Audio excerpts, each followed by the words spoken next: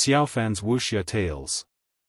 Chapter 2844, God's Domain's Black Flame. So, that's why he dared to stand against Lu Tiandi.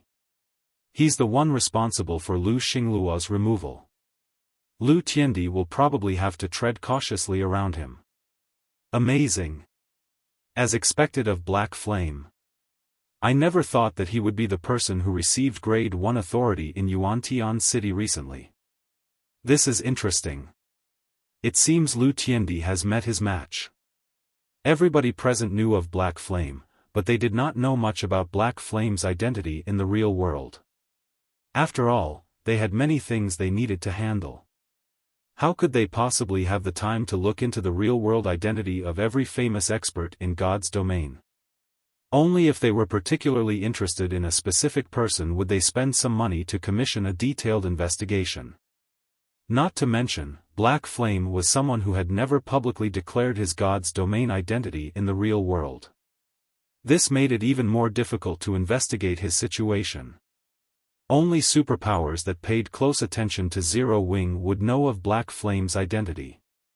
While most people did not know of Black Flame's identity in the real world, it was a different story for the name Black Flame itself. This name was far too well known in God's domain. Not only was this name involved in many iconic battles in the game, but it was also behind the creation of many miracles. In fact, many of Black Flame's battle videos had circulated through the various kingdoms and empires forums and were regarded as a paradigm for swordsmen. It wouldn't be an exaggeration to say that almost every player operating on the eastern continent would know Black Flame's name. Needless to say, residents of upper zones like themselves, who were expert players in God's domain, would definitely know of Black Flame. Although Zero Wing started out as a guild with no backing or background, it was now publicly recognized as a superpower. Compared to the various superpowers that had relied on powerful organizations to gain their strength, the influence Zero Wing had over the public was many times greater. In fact, Zero Wing's influence over the virtual gaming industry almost rivaled the 5 great super guilds already. Zero Wing had already become an absolute titan in God's domain. Thus, Ji Luorong felt like she was dreaming when she looked at Xiaofan. While the onlookers were discussing quietly among themselves, Lu Tiandi, who had been silently spectating the situation all this time, suddenly approached Xiaofan. "It seems I have been impolite. I didn't think that you would be Zero Wing's guild leader, Black Flame," Lu Tiandi said as he looked at Xiaofan with a friendly smile. He also gave off an indescribably calm feeling, betraying no anger over Xiaofan having heavily injured his butler. "Hello, my name is Lu Tiandi, the current guild leader of Starlink. You have truly helped me a bunch by defeating Lu Xingluo, guild leader Black Flame. Otherwise, would most likely have to expend a lot of time and effort to take over Starlink. No need for thanks. You and I are not allies," Xiaofan retorted nonchalantly. Others might not know about Lu Tiandi, but Xiaofan had a very deep understanding of him. This was because Lu Tiandi had been a well-known Tier 6 God-ranked expert in the past. However, he had not joined any guild. Instead, he had led an adventurer team while working under Starlink. Although Lu Tiandi appeared friendly on the surface, he was deep down a very conniving person. He had toyed with many powers in the past. These powers had worked for Lu Tiandi only to get backstabbed. For this reason, many superpowers had detested Lu Tiandi. However, because of Lu Tiandi's extraordinary strength and his tremorous clown adventurer team, one of God's domain's 7 great dark adventurer teams, none of the various superpowers could do anything against him. "Guild leader Black Flame, must you be so unapproachable? Lu Xingluo and I are 2 different people. There are many people within the corporation who dislike Lu Xingluo for his overbearing and arrogant attitude as well. However, he is, after all, the patriarch's son. Even if others have an opinion regarding his behavior, nobody dares to say anything. Guild leader Black Flame's dragging Lu Xingluo off his pedestal is an event worth celebrating for the Starline Corporation," Lu Tiandi said, chuckling. "Since Miss G is your friend, Guild leader Black Flame, I will naturally stop trying to recruit her. Also, I have admired Zero Wing for a long time now. May I know if you are willing to form a partnership with me? To present Starlink's sincerity in this partnership and apologize for my rudeness to Miss G, I can sell a large batch of phantom potions to you and Miss G at cost on behalf of Starlink. May I know what you think of this, Guild Leader Black Flame? At Lu Tiandi's words, everyone couldn't help envying Xiaofan. The phantom potion was something the various major corporations coveted. Let alone at cost, they would even be willing to buy the phantom potion at double or triple the original price. After all, the importance of improving one's mental strength trumped everything else in the upper zone. Ji Luorong was tempted by Lu Tiandi's offer. She currently held only Grade 2 authority in Haitian City's upper zone. If she could acquire a few more phantom potions and improve her mental strength, she might reach Grade 1 authority. At that time, she would have a much easier time operating in the upper zone. After all, only around 300 people held Grade 1 authority in Haitian City's upper zone, and the Green God Company placed heavy importance on every one of them. At that time, even if a corporation in the upper zone wished to target her, they would face incredible difficulty. She also wouldn't be tight for resources, as the tasks offered to Grade 1 authority holders would sometimes award phantom potions. Thank you for your goodwill, Guild Leader Lu, but Zero Wing already has its own collaborators. Currently, Zero Wing has no plans to cooperate with more guilds, so there is nothing I can do about this, Xiaofan said, directly rejecting Lu Tiandi's offer. If there is nothing else, we will be taking our leave now. If that's the case, then it truly is a pity. Sighing, Lu Tiandi said, if you have any intentions of forming a partnership in the future, feel free to contact me any time, Guild Leader Black Flame. Xiaofan responded to these words with just a polite smile. He then turned around and left the training house together with Ji Luorong and Mushin. The spectating crowd also dispersed, leaving Lu Tiandi and Yi Kuei alone. After the crowd dispersed, Yi Kuei made a full recovery after consuming a life potion. Looking at Xiaofang's departing back, Yi Kuei said in a quiet voice, "Young master, Black Flame is simply too arrogant. You already extended such a sincere invitation to him, yet he actually refused to show you any respect. It's no wonder he managed to anger Lu Xinglua that much. Should I find an opportunity to teach that kid a lesson?" Yi Kuei was furious over Xiaofang's successful surprise attack on him. Had he been a little more careful earlier, he definitely wouldn't have suffered such a serious injury. Moreover, he had also noticed that Xiaofan looked a little pale after attacking him. Xiaofan had probably suffered a significant backlash from his own attack. If that were the case, landing a fatal blow on Xiaofan would have been entirely possible. I don't know why, but he seems to be extremely wary of me, although this is clearly our first meeting. It seems it'll be impossible to use him for our own purposes. If that's the case, let's teach him a small lesson.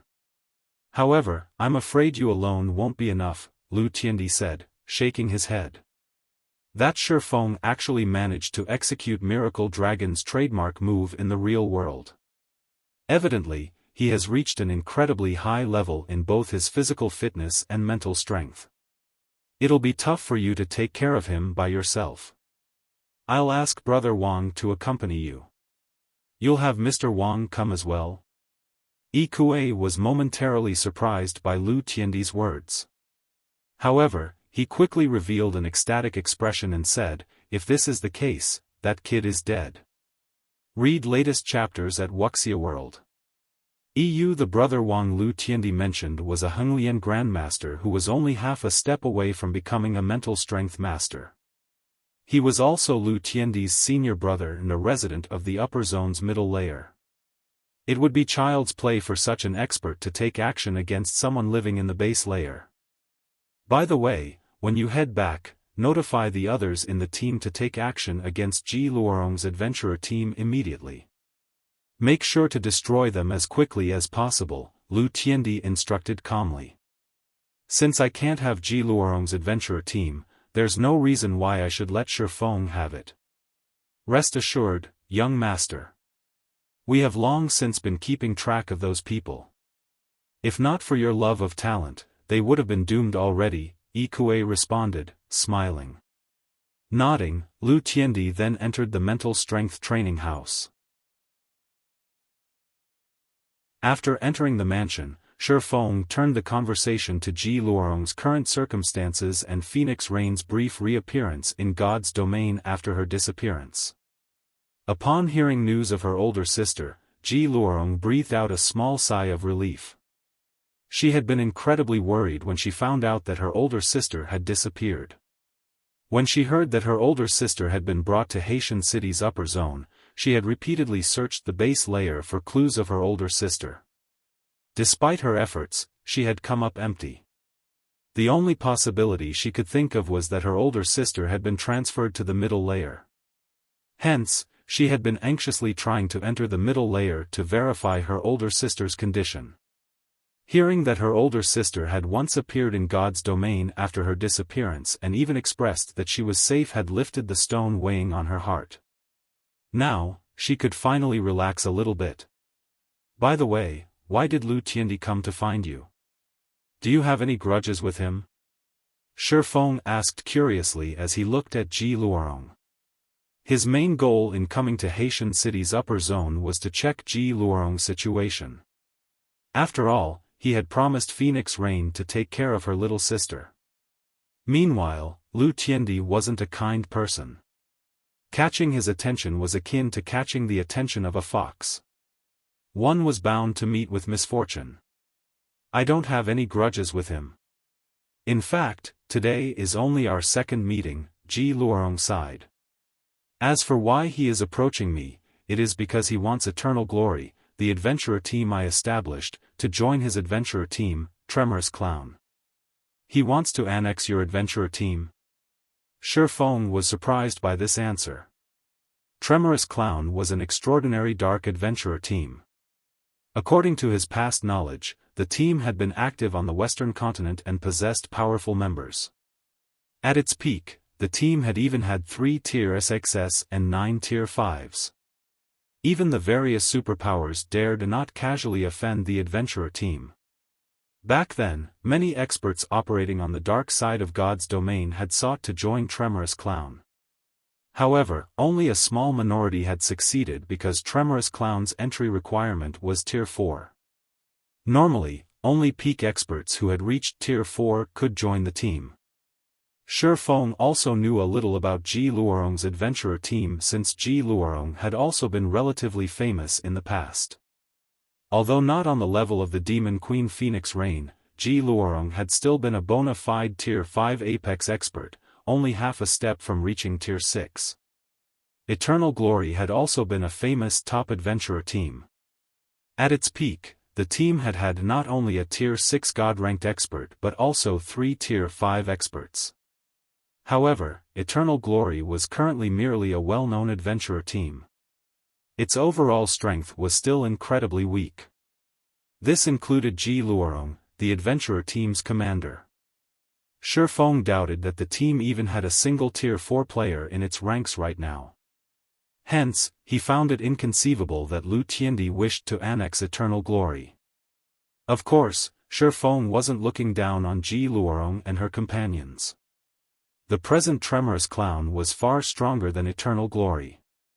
Tremorous Clown probably rivaled the average superpower in the number of its peak combatants. Now that Lu Tiandi had acquired Starlink as well, the overall strength of the forces under his command should be at an astonishing level. My team is indeed incapable of catching Lu Tiandi's attention. The only reason I can think of for his efforts to annex us is the special legacy we obtained, Ji Luorong said after giving the matter some thought. Some time ago, we visited a very special secret land and found a massive world passage sealed there. We even came across a person who might be a Tier 6 god. According to that person, the seal on the world passage would soon break, and the War of Worlds would soon begin. Our team received a special legacy from that person. Recorded inside the legacy was a sealing magic array. If we sacrifice EXP to the magic array, we can isolate a specific area from the rest of the world for a long period. It can be considered a means to resist the War of Worlds. However, at that time, other players aside from our team entered that place as well. In hindsight, those people might have been Tremorous Clown's members. Ji Luorong's words shocked Xiaofan. This was because he had never heard of a War of Worlds happening at this stage of the game in his previous life. However, he also doubted that Ji Luorong was lying. After all, he had visited the ancient god's domain. He wouldn't find it strange if there were other timelines of God's domain. This was especially true after seeing 100 Ghosts as members. Those people clearly didn't come from the ancient God's domain but most likely were from another interstellar continent. This so-called War of Worlds was probably a great war between Earth's players and the said interstellar continent's players. If this was true, it would be a disaster for Earth's God's domain. After all, in terms of resources and experts, the interstellar continent's God's domain was far superior to Earth's God's domain. If the two sides were to wage war against each other, it wouldn't take a genius to imagine that Earth's side would suffer a catastrophic defeat, with many superpowers getting annihilated. Even the present Zero Wing would have a difficult time facing the interstellar continent's offensive. This explained why Lu Tiandi wanted Ji Luorong's adventurer team to join Tremorous Clown. After all, the ability to isolate an area from the outside world would be of significant help to a guild in the upcoming war. When Muxin heard Ji Luorong's words, her complexion darkened. Muxin did not doubt that the War of Worlds would happen. This was because of information Frostheaven obtained from investigating 100 Ghosts. Previously, she had still been questioning the validity of this information. However, after listening to Ji Luorong's tale, everything made sense. Yet, she couldn't bring herself to be happy about this discovery. Frostheaven had gone to great lengths to secure one of the reserve seats for God's domain's 12 great guilds. Yet, just when the guild was about to usher in an era of rapid development, the War of Worlds was about to begin. This was an absolute nightmare for Frostheaven. However, Muxin felt a little fortunate. If she hadn't chosen to accompany Xiaofan to Haitian City's upper zone, she would have most likely remained ignorant about this upcoming, world-shaking change. If Frostheaven did not prepare for the War of Worlds, it wouldn't be strange if the guild got annihilated. While Muxin was pondering Frostheaven's future, Xiaofan looked at Ji Luorong and said earnestly, "Luorong, now that Lu Tiandi has set his sights on you and you have even rejected his offer, with his personality, I'm afraid it won't be long before he takes action against your team.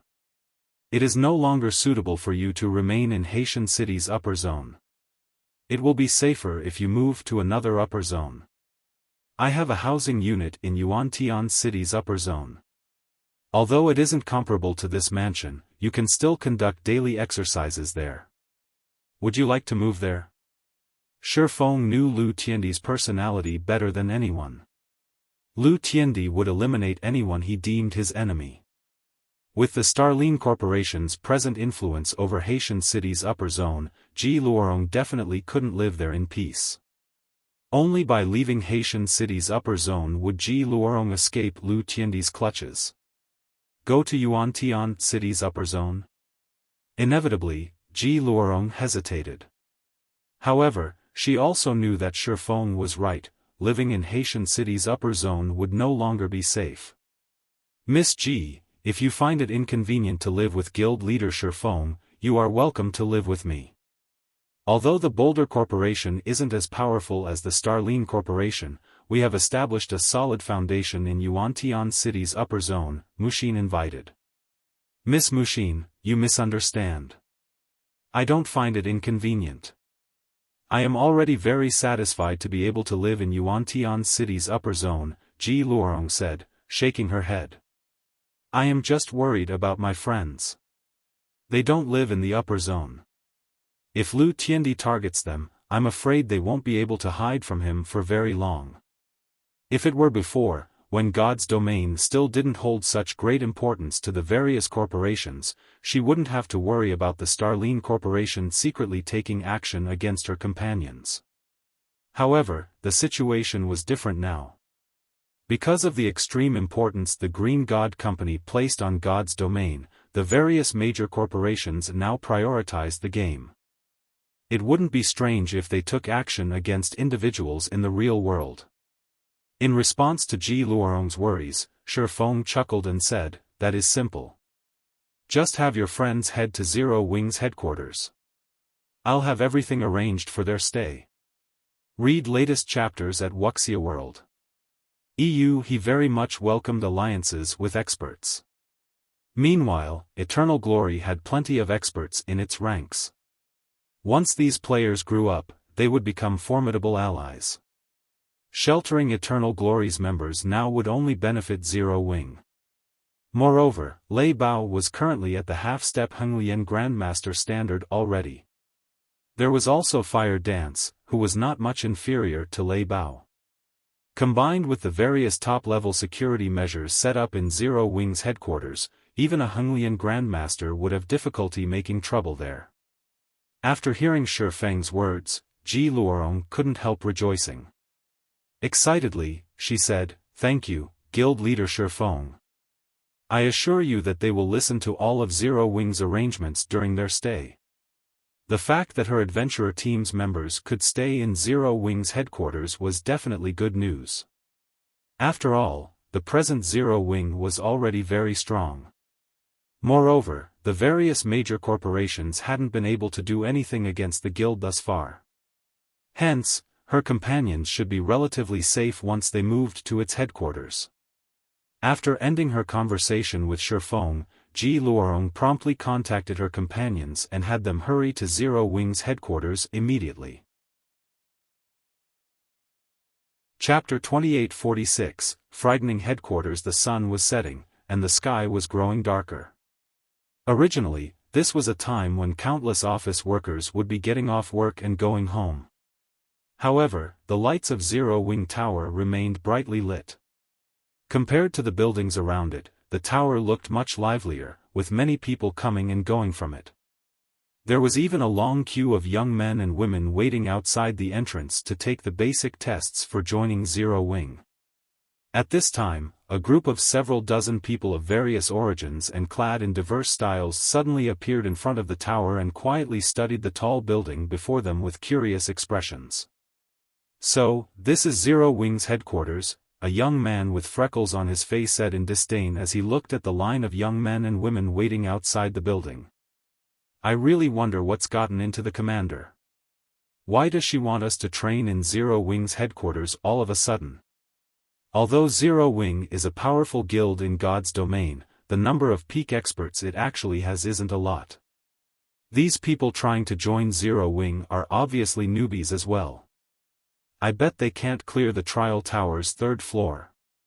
Yet, the commander actually wants us to train with Zero Wing? None of the group objected to the youth's derisive remarks. It was evident that they agreed with him. As people who had chosen to join an adventurer team, the thing they disliked the most was being tied down by various restrictions.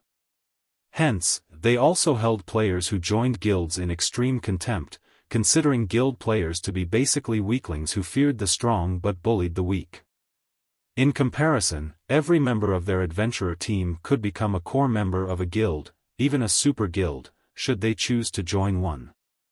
This was because they had honed their combat techniques through fighting powerful monsters and various outdoor PvPs without relying on any background or backer. They were completely different from the experts pampered and cultivated by guilds.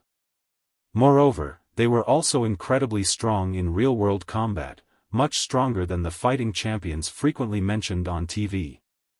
This was also why they felt that going out of their way to train with Zero Wing was a complete waste of their time.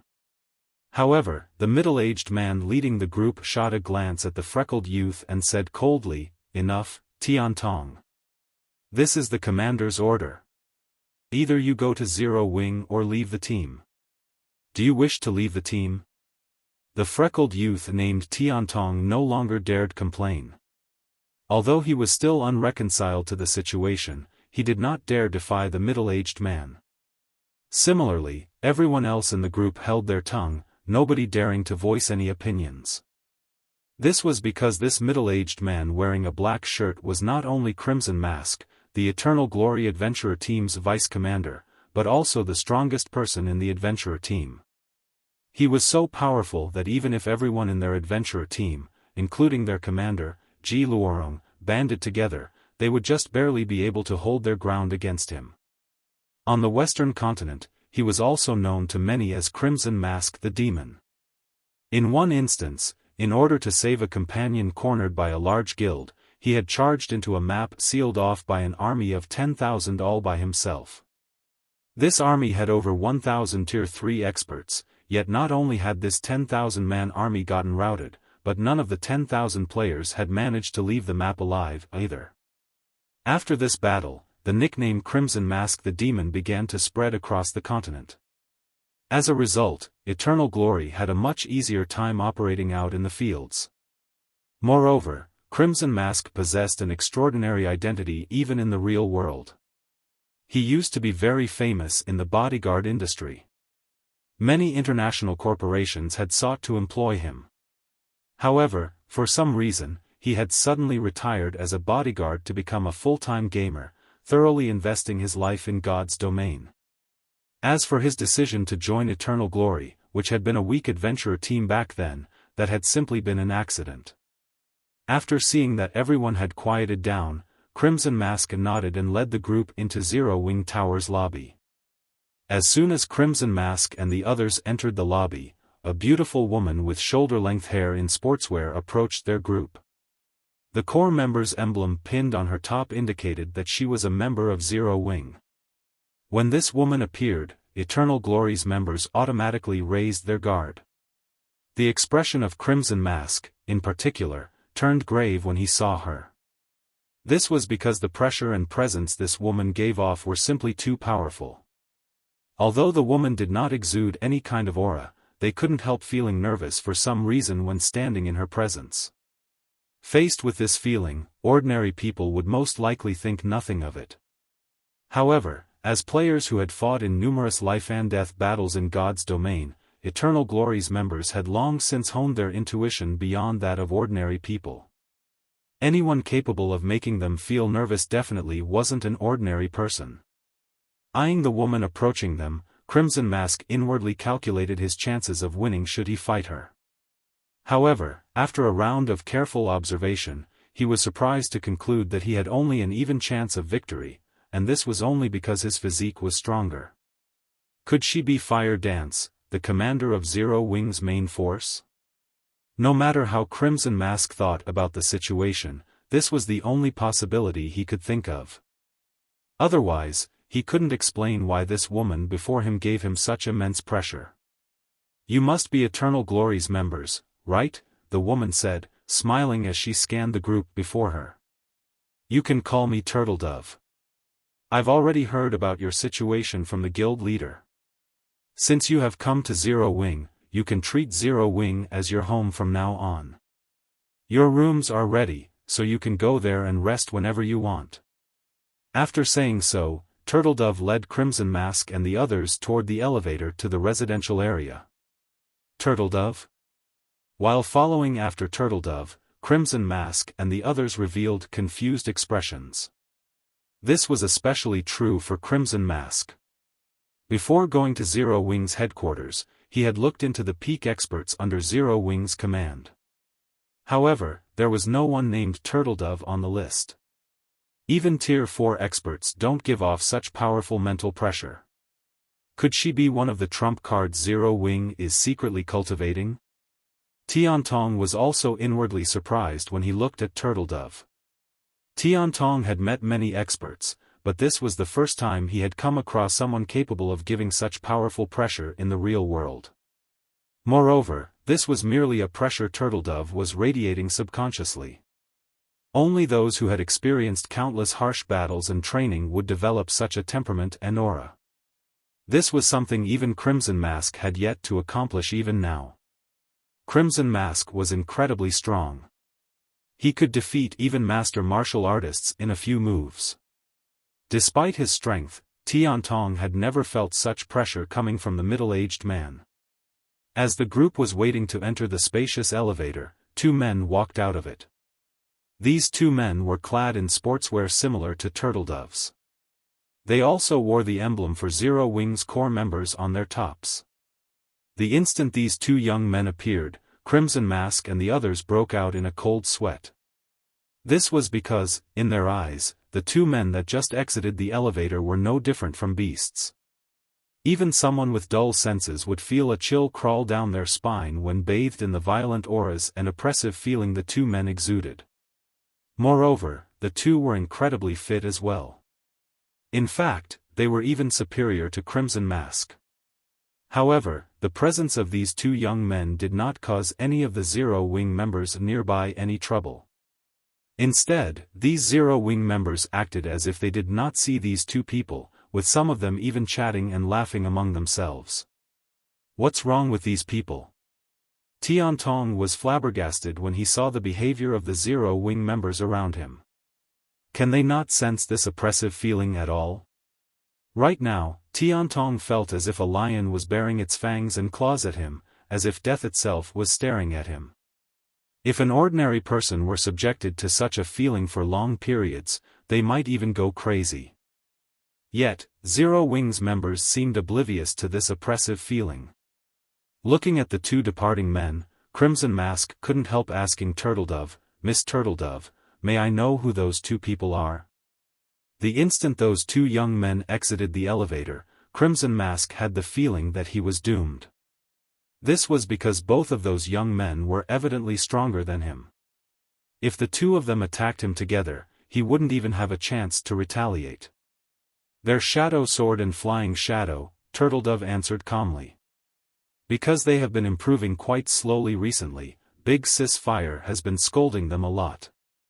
Currently, the two of them must train with Master Lei Bao for 2 hours every day.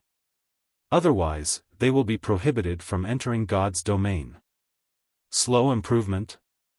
Turtledove's words rendered Tiantong speechless. She must be boasting. Yes. Turtledove is definitely boasting. After all, who could possibly find two guys who are both stronger than Crimson Mask to be lacking? However, when Tiantong and the others finished settling into their rooms and visited Zero Wing's training room, they discovered that Zero Wing's headquarters was basically a den of monsters. This was because they witnessed Shadow Sword and Flying Shadow getting beaten up and yelled at by a sultry beauty dressed in a red t-shirt and shorts. The two young men were utterly incapable of fighting back at all. From an outsider's perspective, it looked as if an adult was beating up two children. While Eternal Glory's members were training in Zero Wing's headquarters, Shifeng's group arrived back in Yuantian City's upper zone. Muxin promptly bade farewell to Shifeng and returned to the Boulder Corporation's mansion. She intended to report the matter of the War of Worlds to the Guild and begin preparations for it as soon as possible. As for Ji Luorong, she arrived at Shifeng's residential unit. To her surprise, there were actually two big sisters sharing the residential unit. Neither of these two big sisters was inferior to her older sister in appearance. This was especially true for Gentle Snow. She was basically a goddess who had descended to the mortal world. Moreover, these two big sisters were incredibly strong and knowledgeable in combat as well. When the two of them saw Ji Luorong going through her daily training, not only were they able to point out her flaws in the blink of an eye, but their advice was also easy to understand. Yuantian City's upper zone, in a restaurant a short distance away from Shifeng's residential unit. Read latest chapters at Wuxia World. Ikue stood respectfully beside a burly young man and reported carefully, "Mr. Wang, according to my investigation, Black Flame and that little girl are living in that residential area. However, they are currently remaining in their house, so it isn't suitable to take action now. I'm afraid I'll have to waste some of your time." "No need for that much trouble." Chuckling, the youth named Wang Xianming said nonchalantly, "That's merely an ordinary residential area. Besides, it's just teaching a neutralizing grandmaster a lesson. I can just sneak in at midnight. I guarantee that none of the surveillance systems in place will notice me. Then, I'll have to trouble you with that, Mr. Wang. Yi Kuei did not doubt Wang Xuanming's claim. Those surveillance systems might be able to stop him, but they definitely couldn't stop someone like Wang Xianming. Of course, it would be a different story if Xiaofan were living in a mansion. Unfortunately, Xiaofan was only living in an ordinary residential area, and the level of security in such a place wasn't particularly amazing. Chapter 2847, Den of Monsters. The night was quiet, and the moon hung high in the sky. Apart from the street lights, no other light source shone in the 6th Southern District. It was evident that the people living in this residential area had already gone to bed. Outside the residential area, Yi Kuei approached Wang Xianming, who was all in black, and reported carefully, "Mr. Wang, all the houses in the residential area have already turned off their lights. Only a few monitoring facilities are still operating there. In addition, we found 32 enforcement robots patrolling the area. They do not follow any set patrol routes.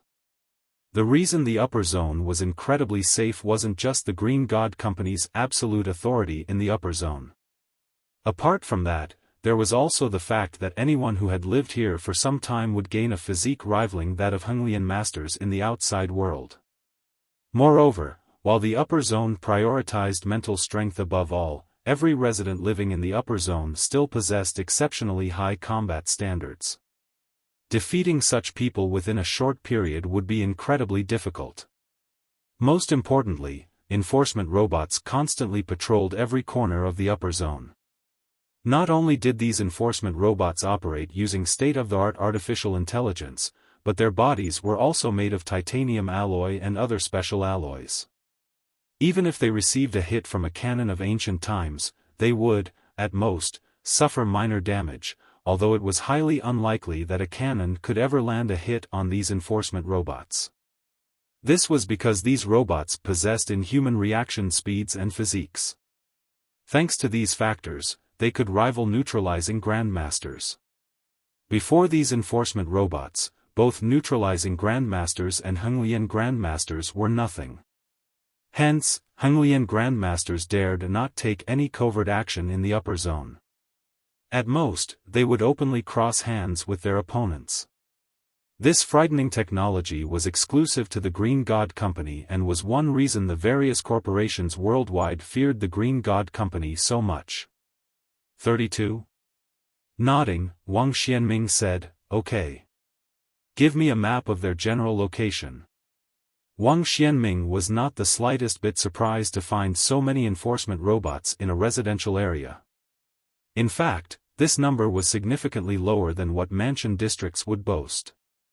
Even an ordinary mansion district would have at least 200 enforcement robots on patrol at all times. The security there was truly impeccable. It was only because Xiaofan was living in an ordinary residential area that Wang Xianming had an opportunity to take action.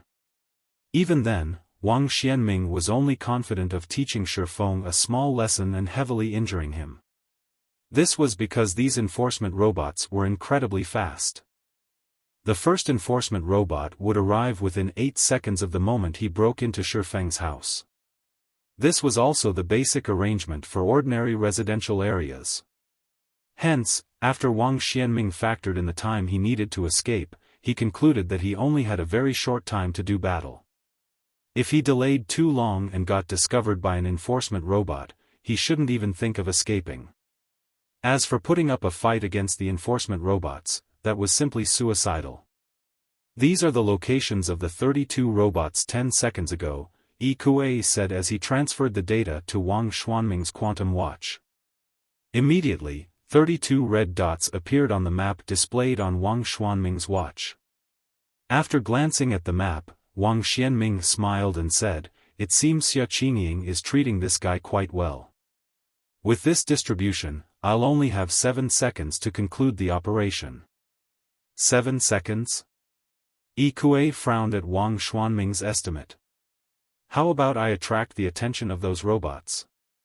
There might only be a 1-second difference between 7 seconds and 8 seconds, but a Xinyuan Grandmaster could cross a distance of several dozen meters in 1 second. Hence, 1 second was by no means a short period. Relax. Grinning, Wang Xianming said, let alone this residential area, I've infiltrated even more dangerous places than this in the past. 7 seconds is more than enough for me already.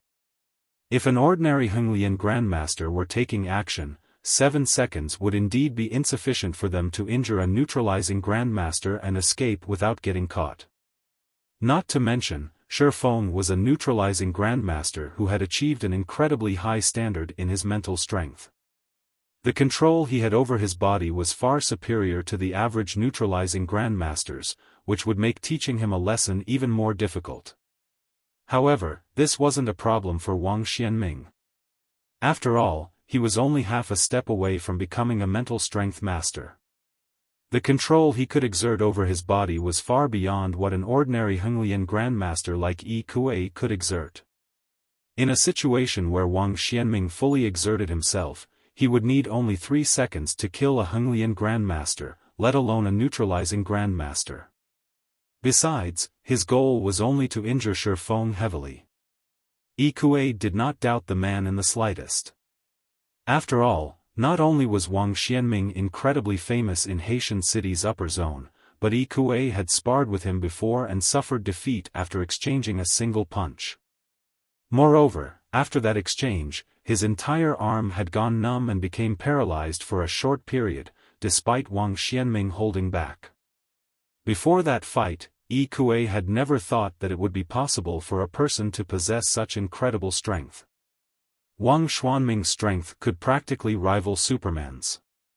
With such strength, it would be child's play for Wang Xianming to teach Xiaofan a lesson. After Wang Xianming made some basic preparations, he promptly sneaked into the residential area by himself. Wang Xianming's actions were swift and silent. Despite Yi Kuei keeping a close eye on him, the latter disappeared from his sight after just 3 seconds. Did his control over his body improve even further? Yi Kuei shuddered involuntarily when Wang Xianming disappeared into the coverless residential area. This was the first time he had seen someone with such an astonishing grasp of their body and surroundings. If Wang Xianming decided to take action against him, the consequences would be unprecedented. Yi Kuei felt very fortunate that Lu Tiandi had a good relationship with Wang Xianming. If the two of them were hostile, then as Lu Tiandi's butler-cum-bodyguard, he would definitely suffer a miserable death. While Yi Kuei was in awe of Wang Xianming's capabilities, Wang Xianming successfully evaded the enforcement robots one after another and arrived before Xiaofang's residential unit undetected. However, Wang Xianming did not rush to break into the house.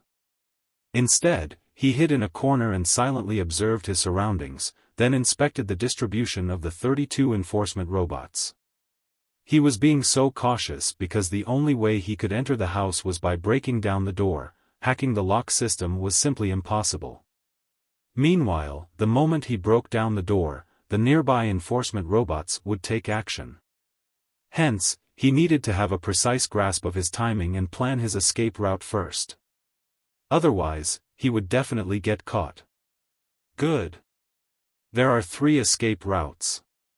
So long as I can teach that Xiaofan a lesson in 5 seconds, I can get out of this residential area scot-free. After planning his escape routes on his quantum watch and conducting some mental simulations, Wang Xianming set his sights on the nearby door. He then put on the helmet he carried, thoroughly concealing his identity. And as soon as he finished mentally preparing himself, he strode forward silently and arrived in front of the door in the blink of an eye. Subsequently, he kicked the door without hesitation. The door deformed, smashed open in an instant. Immediately afterward, the alarm in the house rang, and 6 enforcement robots received the alert almost simultaneously. These 6 enforcement robots then dashed straight for Xiaofang's house. Meanwhile, Xiaofan, who was logged into God's domain, also received the intruder alert as soon as the alarm sounded, and logged out of the game immediately. His reaction speed was so fast that he completed the entire process in just 1 second. However, for a Hengyan Grandmaster, 1 second was a long time. Even though the house had a 200 square meter footprint, Wang Xianming still passed through the long corridor and arrived in the middle of the living room in just 1 second. The next moment, just as Wang Xianming entered the 60 square meter living room and was about to charge toward Shifang's bedroom, he was stunned. This was because he discovered a woman with silky, waist-length hair sitting on the living room sofa. Wearing a snow-white nightgown, she quietly regarded Wang Xianming with eyes that carried neither joy nor sorrow.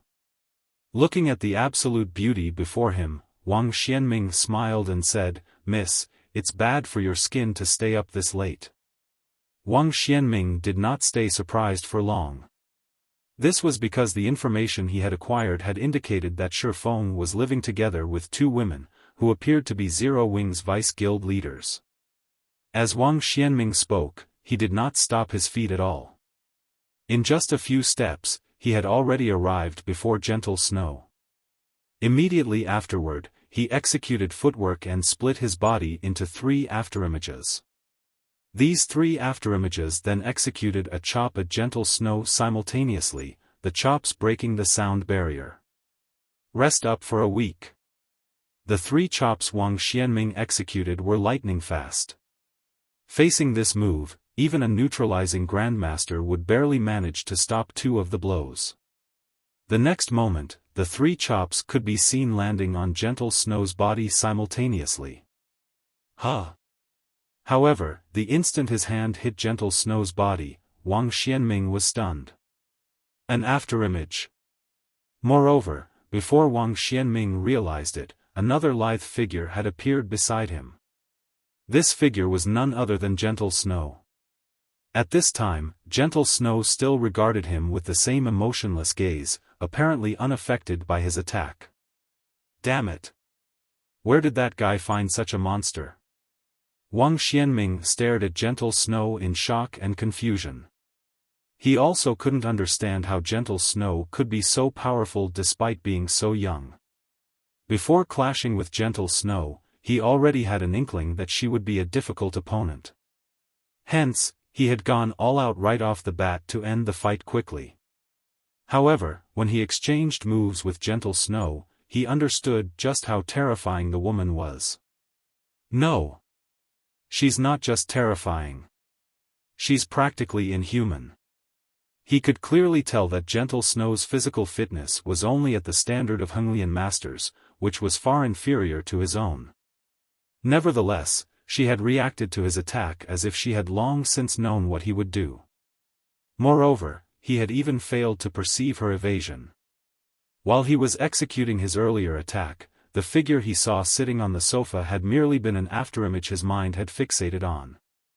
The moment he began his attack, Gentle Snow herself had already disappeared from the sofa. The ability to evade a Hengyan Grandmaster's mental perception wasn't something that could be gained overnight. It was a high-level technique that had to be cultivated through rigorous training and countless battles involving life and death. While Wang Xianming might look like a 25-year-old man, he was, in reality, nearing 35 already.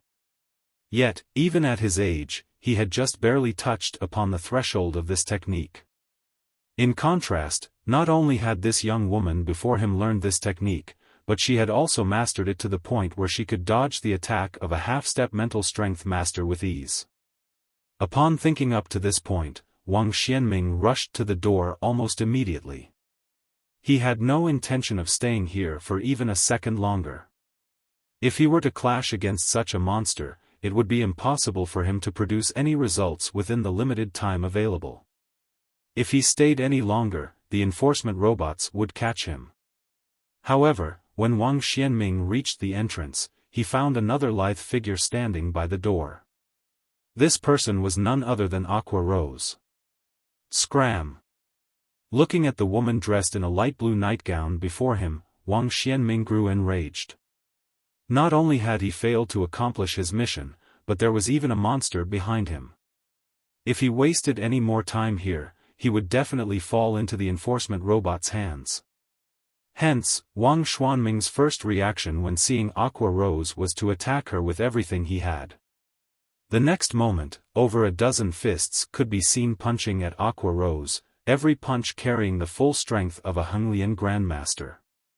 Even a Henglian Grandmaster would suffer internal injuries and lose consciousness if they got hit by such a barrage of punches.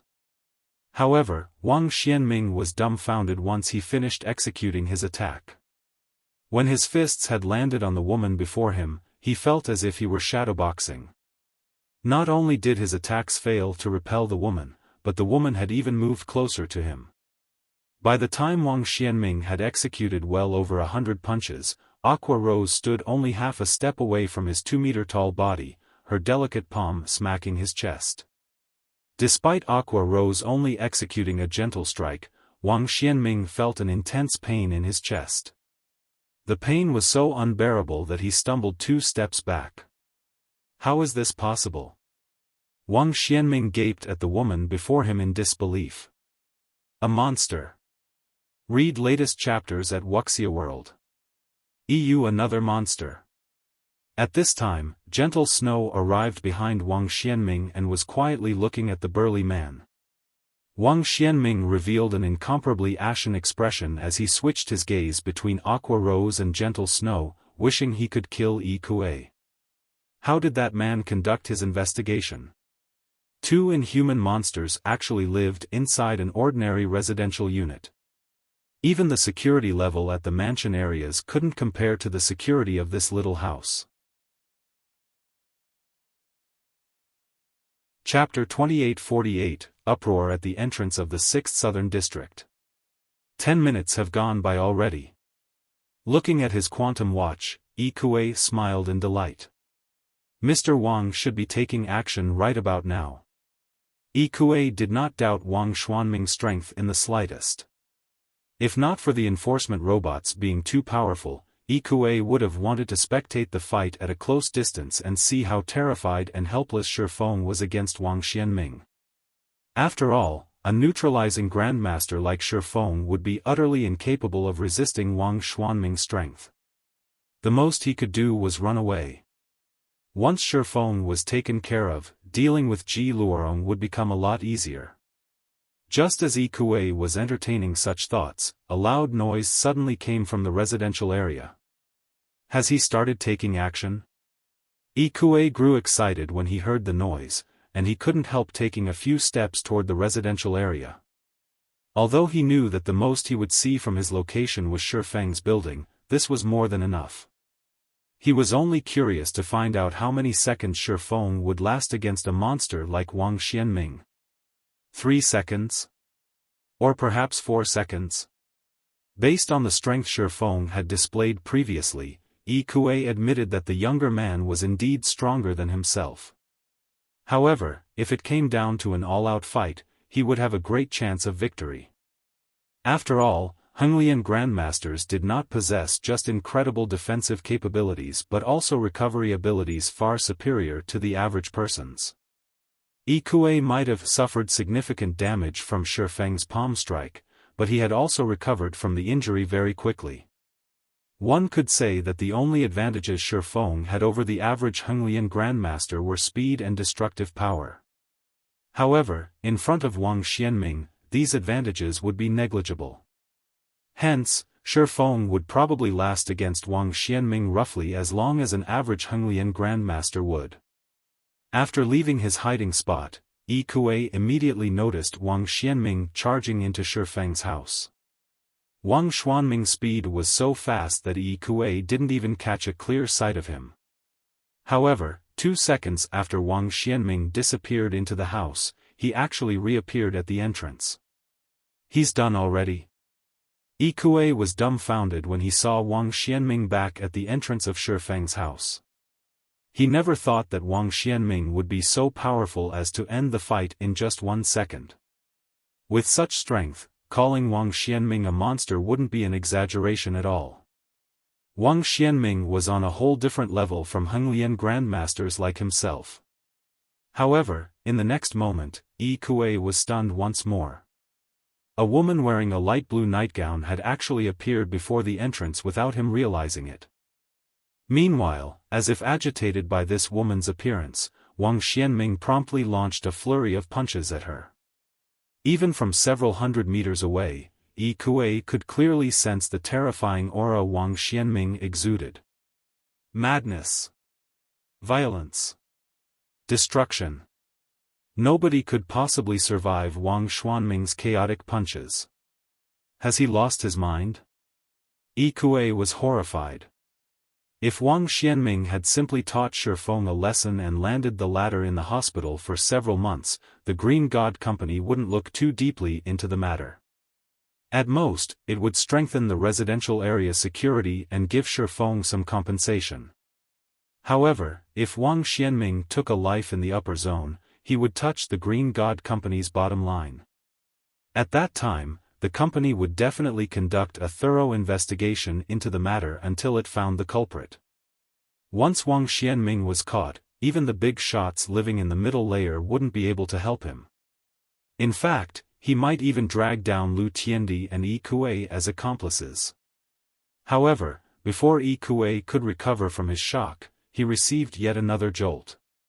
This time, his eyes nearly fell out of their sockets. This was because the woman dressed in a nightgown actually remained unscathed despite facing Wang Xuanming's flurry of punches. She even moved closer and closer to Wang Xianming and eventually planted a palm on his chest.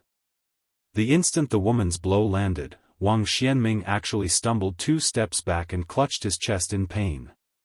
He also stared at the woman before him with fear in his eyes. Who is she? Why did such a monster appear in Xiaofang's house? Yi Kuei was shocked and confused as he looked at Aqua Rose, who stood in the corridor outside Xiaofang's house. He even rubbed his eyes to make sure he wasn't hallucinating. Wang Xianming, an incredibly powerful Henglian grandmaster, had actually lost to a frail woman. As Yi Kuei gaped in shock, Wang Xianming added to Yi Kuei's confusion by charging forward and attacking Aqua Rose once more. He actually showed no signs of trying to escape from another location. However, Yi Kuei quickly noticed that another woman of extraordinary beauty had walked out of the house. This woman was similarly dressed in a snow-white nightgown and had silky black hair flowing down to her waist. Under the illumination of moonlight, she looked just like a goddess that had descended to the mortal world. Although this woman did not exude an imposing aura, the indifference in her eyes combined with Wang Xuanming's strange behavior allowed Yi Kuei to guess what was going on. Most likely, the woman behind Wang Xianming was a monster as well. Hence, he did not choose to enter the house and break out from another location. After all, if Wang Xianming were to fight inside the more spacious house, he would have to face those 2 monstrous women simultaneously. No matter how powerful Wang Xianming was, he definitely wouldn't have any opportunity to escape under such circumstances. Hence, he could only choose to fight in the narrow hallway and risk a pincer attack. However, contrary to Wang Xuanming's expectations, Gentle Snow had no intention of double-teaming him. She simply stood aside and quietly looked at the broken door, appearing quite bothered about it. In other words, the broken door seemed much more important to Gentle Snow than Wang Xianming was. On the other side, Aqua Rose treated Wang Xuanming's series of desperate attacks as if they were child's play. Not only did she evade all of them effortlessly, but she also landed another palm strike on Wang Xianming, aggravating his injuries. Their clash continued for 4 seconds. At this point, Wang Xianming could no longer stand steadily, so weakened that even a Henglian grandmaster could go up against him. Trying to escape in such a condition was a luxury he couldn't afford. Before Wang Xianming could launch another round of attacks against Aqua Rose, the alerted enforcement robots finally arrived at the scene. After distinguishing everyone's identities, the enforcement robots promptly took Wang Xianming into custody. Once arrested by the enforcement robots, even a Henglian grandmaster would have no chance of putting up a struggle. As Yi Kuei watched Wang Xuanming's capture, he noticed Gentle Snow walking out of the house and looking in his direction. Fear seized Yi Kuei's mind, and goosebumps rose all over his body. He instinctively turned around and fled immediately. She shouldn't have seen me. I was so far away, and I even had my aura concealed. Even if she's a monster, she shouldn't have discovered me. Ikue reassured himself this way as he fled. He repeatedly told himself that he was merely imagining things. Only after Ikue had left Yuantian City's upper zone did he finally calm down from receiving Gentle Snow's attention. That was too damned scary. How can such a monster exist in this world? Chills crawled down Ikue's back when he recalled Gentle Snow's indifferent gaze. I need to have the young master report this matter to the higher-ups immediately. Those monsters aren't things we can offend. Those two women simply aren't human. As Ikue was fleeing Yuantian City's upper zone, Xinyuan, the base layer's general manager, arrived at Shifeng's residential area together with several supervisors. Who's the fool who would actually dare assault someone in a residential area? Luo Hanbin frowned as he looked at the broken door before him. It had already been several years since a home assault had happened in Yuantian City's upper zone. The previous occasion had greatly angered the Green God Company. Although the victim had sustained only heavy injuries, not only had the offender gotten banished from the upper zone forever, but he was even imprisoned for 10 years once outside. Now that another occurrence had taken place, even if the Green God Company's executives didn't say anything, the managers of Yuantian City's upper zone definitely wouldn't spare the offender. However, when Luo Hanbin entered the house and saw Wang Xianming being held in place by two enforcement robots, his eyes nearly fell out of their sockets. Wang Xianming, a peerless genius of Haitian City's upper zone. Wang Xianming was a big shot who was only half a step away from becoming a mental strength master. Even a supervisor like Luo Hanbin had to act politely around him. Meanwhile, with Wang Xianming's strength, he could rank within the top 3 of Haitian City's upper zone's base layer. The man even had a mental strength master as his teacher. With all these conditions, he was almost certain to become a permanent resident of the middle layer. Let alone Luo Hanbin, even Xinyuan was shocked. Originally, she had expected the offender to be an ignorant punk. She never imagined that the offender would be a peerless genius of Haitian City's upper zone. She also couldn't help wondering how Shifeng had apprehended Wang Xianming. With Wang Xianming's skills, Xinyuan had only a slight edge over him. She couldn't guarantee she would win if they clashed. And if Wang Xianming focused solely on escaping, even she wouldn't be able to hold him down for 7 or 8 seconds. Looking at Shifeng sitting on the living room sofa, Xinyuan blurted out, "You sure know how to surprise people. The last time, you broke the mental paths record. Now, you even brought down Haitian City's Wang Xianming." Smiling bitterly, Shifeng said, "An accident. This really is an accident. I never thought that a big shot from Haitian City's upper zone would actually take action against me out of the blue." From the time Wang Xianming had broken into the house and until his apprehension, Shifeng hadn't done anything. He had been a spectator all the while. He also never expected an expert like Wang Xianming to attack him. Read latest chapters at Wuxia World. EU. Not wishing to reveal Gentle Snow and Aqua Rose's matters for the time being, he did not dispel Xinyuan's misunderstanding. "Alright, then." Seeing that Shifeng didn't intend to continue speaking, Xinyuan said, "Now that Wang Xianming has been arrested, the Green God Company will definitely punish him. Even his teacher won't be able to do anything about it. However, his teacher is incredibly protective of his students. While he might not be able to do anything about Wang Xianming's punishment, he is sure to pick a fight with you. Although we will strengthen the security of this area, you should still be careful. It's best if you don't leave the residential area for the time being."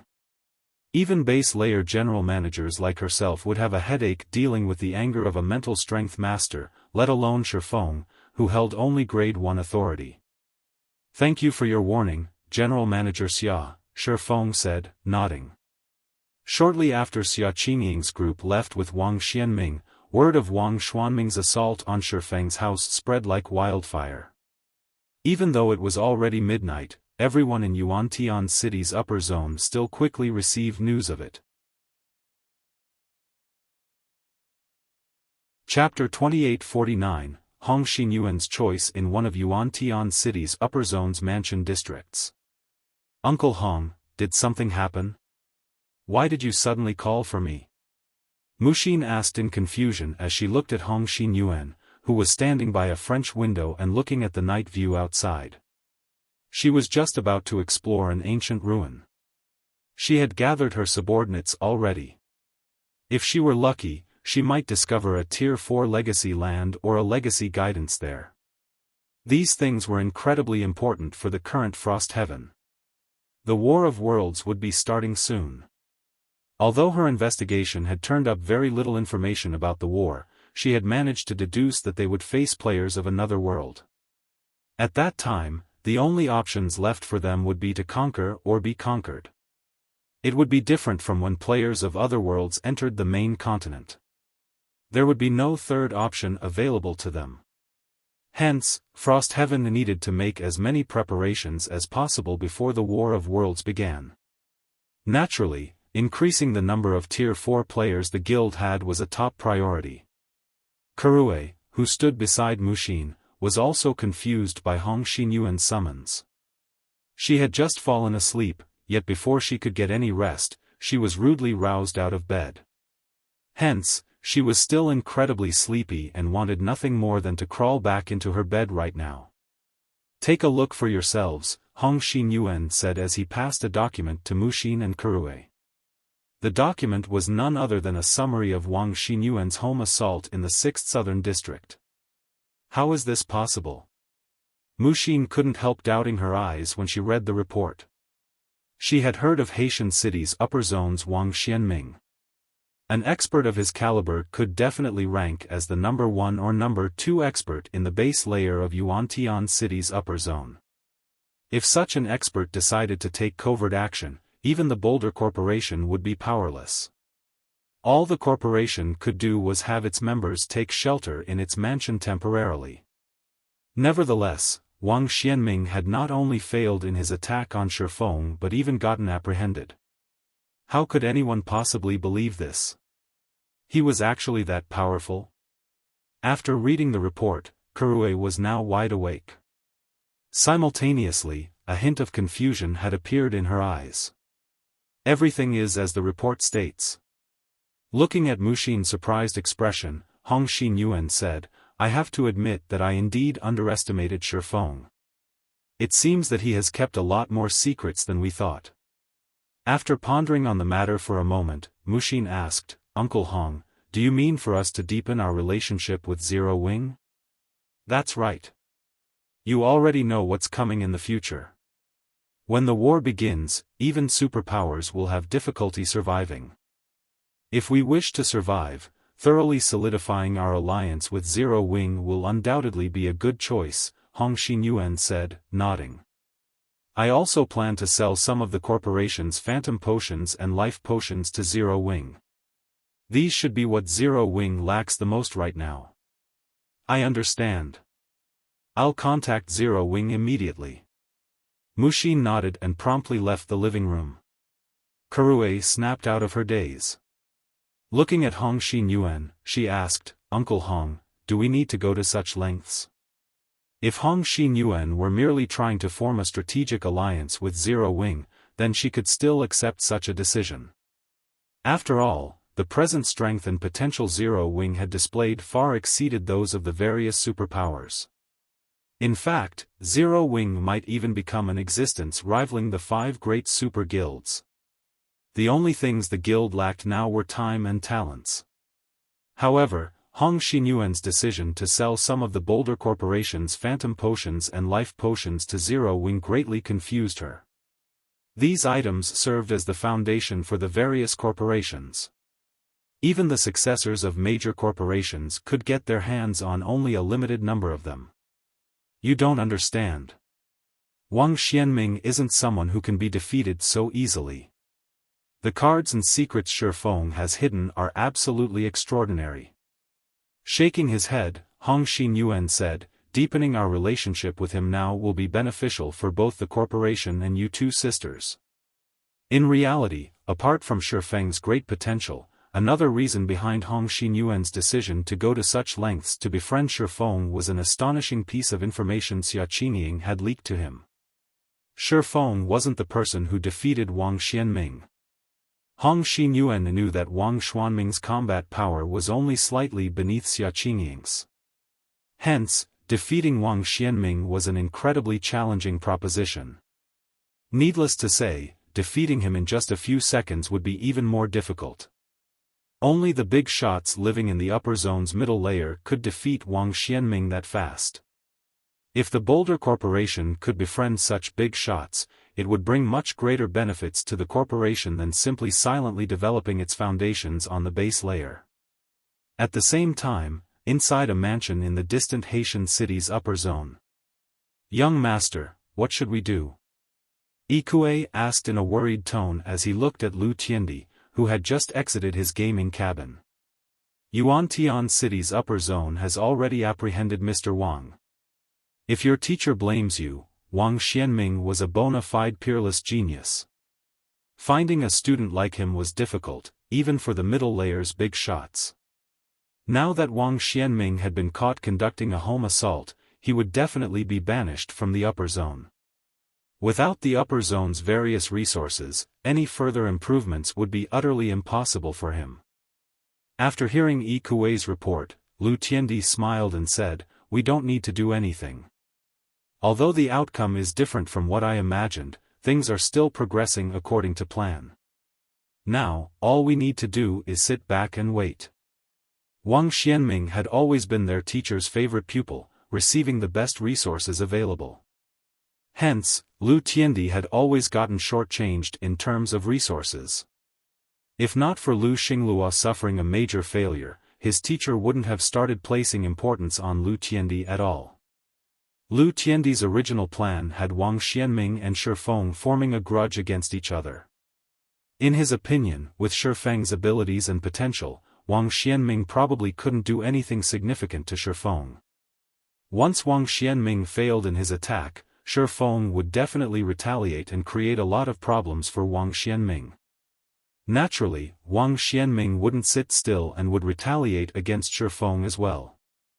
Xiaofan had exceeded Lu Tiendi's expectations and defeated Wang Xianming. However, this was not bad news for Lu Tiendi. In fact, this was the outcome he hoped to see the most.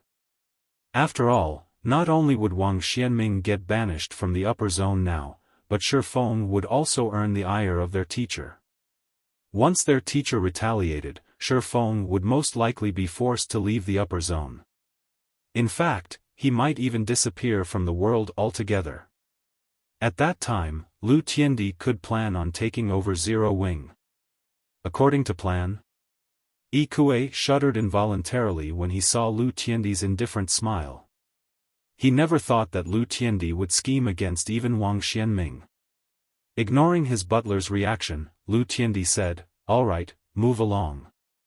I still need you to take care of Ji Luorong's group in God's domain." "Yes, sir."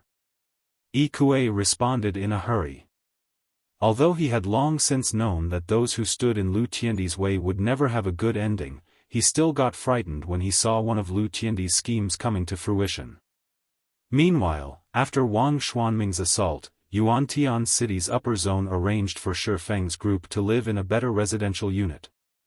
Xia Qingying had an enforcement robot stationed near Xiaofang's new house long-term to prevent a similar situation from occurring. As icing on the cake, the Green God Company gifted 10 Phantom Potions and 10 Life Potions to Xiaofang as compensation. However, Xiaofang did not feel happy at all in this situation. On the contrary, he even felt slightly pressured. Now that Wang Xianming is in custody, his teacher definitely won't spare me. Even with an enforcement robot guarding the house 24/7, it'll probably be difficult to stop the retaliation of a mental strength master. As Xiaofang studied the information Xia Qingying supplied him, his head ached. Fu Jiuzhong, Wang Xuanming's teacher, was no ordinary individual. He was an expert that ranked at the top even in the middle layer and wielded incredible authority. He even had influence over several corporations operating in Yuantian City that rivaled the Boulder Corporation in scale. If Fu Jiuzhong began targeting Xiaofan would most likely have difficulty acquiring resources from Yuantian City's base layer. Although it is still a little early, it seems I have no choice but to take on the Divine Dragon's trial. Even now, Xiaofan still wasn't confident of completing Auerbach's trial. This was because a Tier 4 Divine Dragon was much stronger than an ordinary Tier 4 dragon. Even Tier 5 existences were unlikely to be a match for a Tier 4 Divine Dragon. Originally, Xiaofan had planned to challenge the trial only after further improving his mana body. Read latest chapters at Wuxia World. However, it seemed that he had no choice but to push his plans forward. It was of utmost importance that he completed the Divine Dragon's trial now. This was because only by completing Auerbach's trial would he become the Divine Dragon's true companion.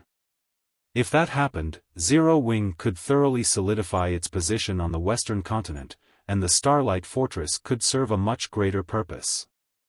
At that time, Zero Wing would be able to not only recruit talents from the Western continent in large numbers but also acquire large amounts of 7 Luminaries crystals. After all, a Heaven Mode regional dungeon produced an astonishing amount of 7 Luminaries crystals. With the 7 Luminaries crystals he acquired, he would then be able to exchange for a bunch of Phantom Potions and Life Potions. Only by securing Phantom Potions and Life Potions in bulk could he achieve a breakthrough in his mental strength in the real world and his concentration in God's domain. After returning to his room, Xiaofan promptly consumed a Phantom Potion and a Life Potion. He then lay in his fearless cabin and logged into the game. Chapter 2850, Divine Dragon's Trial. Zero Wing City, Zero Wing's residence. After Xiaofan came online, the first thing he did was assign tasks to Liangjing and Yulan, particularly the distribution of the Tier 3 mana set equipment he had produced. He had made more than 200 of these sets, and he tasked Yulan with secretly gathering a batch of Tier 3 experts who could equip them. Once these experts were geared with the Tier 3 mana set equipment, Zero Wing would gain an additional trump card. Although the modified Tier 3 mana set equipment wasn't as powerful as the original version, there was only a 15% decrease in the basic attributes it provided. A Tier 3 player equipped with the modified set could still go up against mythic monsters of the same level. In addition, Xiaofan passed the Treasure of Fire to Melancholic Smile and had her procure as many mysterious flames as possible. They could offer the Seeds of Flame converted as an award for the candlelight trading firm's forgers and alchemists. By doing so, they could not only increase Candlelight's productivity but also attract more lifestyle players to join the firm. After all, a lifestyle player's promotion was largely influenced by their production success rates. When Melancholic Smile received the Treasure of Fire from Xiaofan, she was shocked. Then, uncontrollable excitement welled up inside her. She had always had a passion for mysterious flames. However, incredibly powerful mysterious flames weren't easy to find. And even when the guild did find some, she didn't have the ability to make it her own. Thus, the mysterious flame she currently used was only a Tier 2 mysterious flame. No lifestyle player had managed to absorb either of the 2 Tier 3 mysterious flames sitting in the guild warehouse even now. However, the Purification Crown resolved the hurdle preventing lifestyle players from absorbing stronger mysterious flames and could even produce mysterious flames using various types of flames. Melancholic Smile could already envision the swarms of lifestyle players fighting to join the candlelight trading firm. At that time, be it the construction of the Crimson Dragon flying ships or another mobile fortress, Candlelight wouldn't have to worry about lacking talents and manpower. At the same time, with Gentle Snow and Aqua Rose's return, Zero Wing no longer lacked apex combatants to protect it. Hence, Xiaofan tasked Fire Dance with secretly gathering information on the 7 treasures and collecting them directly, if possible. The 7 treasures were not only crucial for his quest, but their various supportive functions were simply heaven-defying, providing incredible help to both individuals and guilds. Previously, when players in God's domain were still low-leveled and weak, the likelihood of them encountering the 7 treasures was low. However, now that more and more Tier 4 players had begun appearing, the chances of players stumbling over the 7 treasures were much greater. Not to mention, the present Zero Wing was already far stronger than before. After its recent rapid development, Zero Wing now had more than 50,000 Tier 3 players under its command, a number that rivaled what the various superpowers had. In addition, the number of partners Zero Wing had continued to increase. Recently, Frost Heaven had thoroughly solidified its alliance with Zero Wing, drastically increasing Zero Wing's influence on the eastern continent. At this point, Zero Wing could expand its territory already. Hence, his hunt for the 7 treasures was no longer an impossible task. Moreover, he had to get his hands on the 7 treasures to elevate Zero Wing's strength further. This was because only by gathering all of the 7 treasures could he fully utilize their power. In fact, the 7 treasures could even suppress the endless abyss. If Zero Wing could acquire this power, thoroughly making an enemy out of the 5 great super guilds wouldn't be a problem. It also wouldn't have to fear the invasion of other gods' domains. After Xiaofan finished assigning tasks, he promptly teleported to the Starlight Fortress to take on the Divine Dragon's trial so that he could solidify Zero Wing's position on the western continent. At that time, even if the World Seal broke and the War of Worlds began, Zero Wing would have the ability to defend itself against the attacks of the foreign gods' domain's powers. Western Continent, Starlight Fortress, the summoning array at the top of the summoning tower lit up, and Xiaofan appeared in the summoning hall a moment later. Standing atop the summoning tower, Xiaofan had a full view of the Starlight Fortress's situation. At present, the Starlight Fortress was no longer the same as before. Not only had the number of players visiting the fortress increased massively, but even the weakest among them was at Tier 3. There were even quite a number of Tier 4 experts roaming the streets. After briefly scanning the fortress, Xiaofan discovered at least 10 Tier 4 players, nearly outnumbering what Zero Wing City had. If not for the Divine Dragon's presence, even if the Starlight Fortress had Divine Tribe and Netherworld Empire's assistance, it would still be very difficult to keep all these players in check, not to mention the large number of visiting NPCs and NPC forces greedily eyeing the fortress. Yet, due to the Silver Divine Dragon, these players and NPCs had no choice but to lie low. After checking the fortress's situation, Xiaofan went to the Summoning Tower's summoning altar, which was also the Silver Divine Dragon's resting place. When Xiaofan arrived in the spacious summoning altar, what greeted him was the sight of a miniature version of the Silver Divine Dragon Auerbeck. The Divine Dragon, which was only around a dozen meters in length, was sleeping quietly in the middle of the room. At this time, Auerbeck had already reached level 164. The aura it released now was on a whole other level. It was also much stronger than the dragon Xiaofan had slain in the ancient god's domain. In fact, Xiaofan found it quite difficult to stand in the aura Auerbeck exuded. If an ordinary Tier 4 player were in his place, they wouldn't even be able to approach the Divine Dragon. Looking at the fully recovered Silver Divine Dragon, Xiaofan gained further understanding of Divine Dragons. He had to admit that Divine Dragons truly weren't existences humans could offend. Despite Auerbeck being only at the Tier 4 mythic rank, it was still strong enough to defeat ordinary Tier 5 existences. As for Tier 4 existences, they were nothing but ants in front of a Tier 4 Divine Dragon. "Little human, you've come." Auerbeck woke up upon sensing Xiaofang's arrival. Looking at Xiaofan with its golden eyes, it said in satisfaction, "It seems you have made your preparations to challenge the trial." "Yes, esteemed Divine Dragon," Xiaofan agreed, nodding.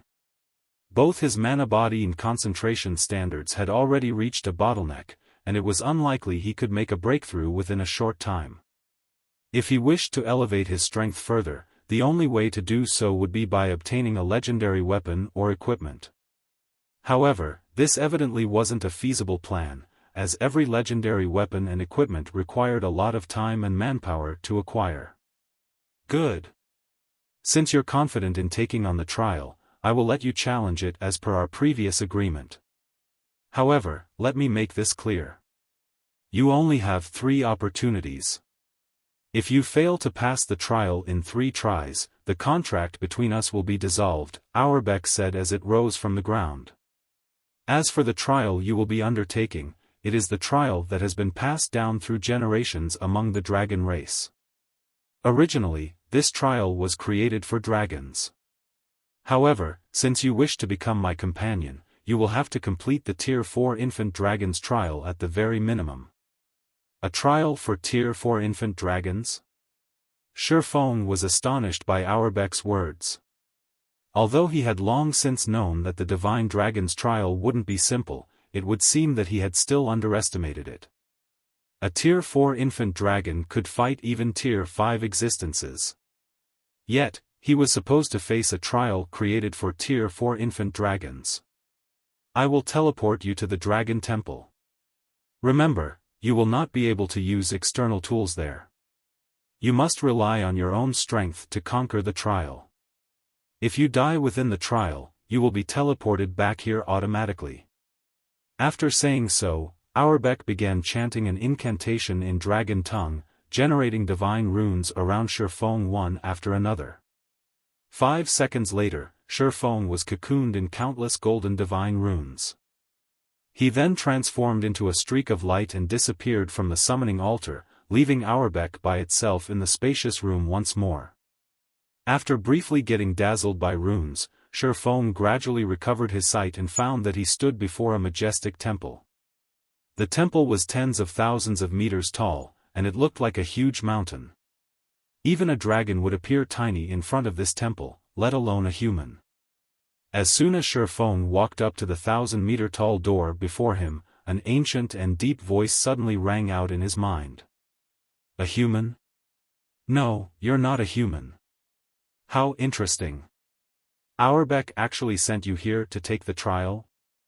Along with this voice, the phantom of a gigantic dragon gradually faded into view before Xiaofan. This dragon was well over 1,000 meters tall, and when it appeared, Xiaofan immediately felt stifled. For a moment, he wondered if he was standing before a Tier 6 god. It seems that little fellow has a really favorable opinion of you to actually let you take the trial, the dragon said as it looked at Xiaofan. Smiling, it continued, very well. I will abide by the old contract since Auerbach has sent you here. You should prepare yourself. You might not be able to pass this trial, but if you do your best, you will still receive great benefits, so make sure to cherish this opportunity. After the dragon finished speaking, Xiaofan found that the view in front of him had changed completely. Now, what was before him wasn't a massive temple but a broken bridge covered in grey mist. Meanwhile, he was currently standing on this broken bridge, and he could vaguely make out land in the distance. The instant the grey mist enveloped him, Xiaofan was stupefied. Eternal energy. No. Read latest chapters at Wuxia World. EU to be precise, its eternal energy condensed into a mist form. The moment the grey mist enveloped Xiaofan, his mind felt refreshed like never before. Numerous ideas constantly emerged from the depths of his brain, and he could also view the operating principles of the mana surrounding him with unprecedented clarity. Before Xiaofan could recover from his shock, the dragon's deep voice echoed in his mind once more. Repair the broken bridge using mana. So long as you repair 1/3 of the bridge, you will pass the trial. Your time limit is 3 days. However, for every 300 meters you progress, the time limit will get extended by an additional day. If you fail to repair 1/3 of the bridge when your time runs out, you will have failed the trial.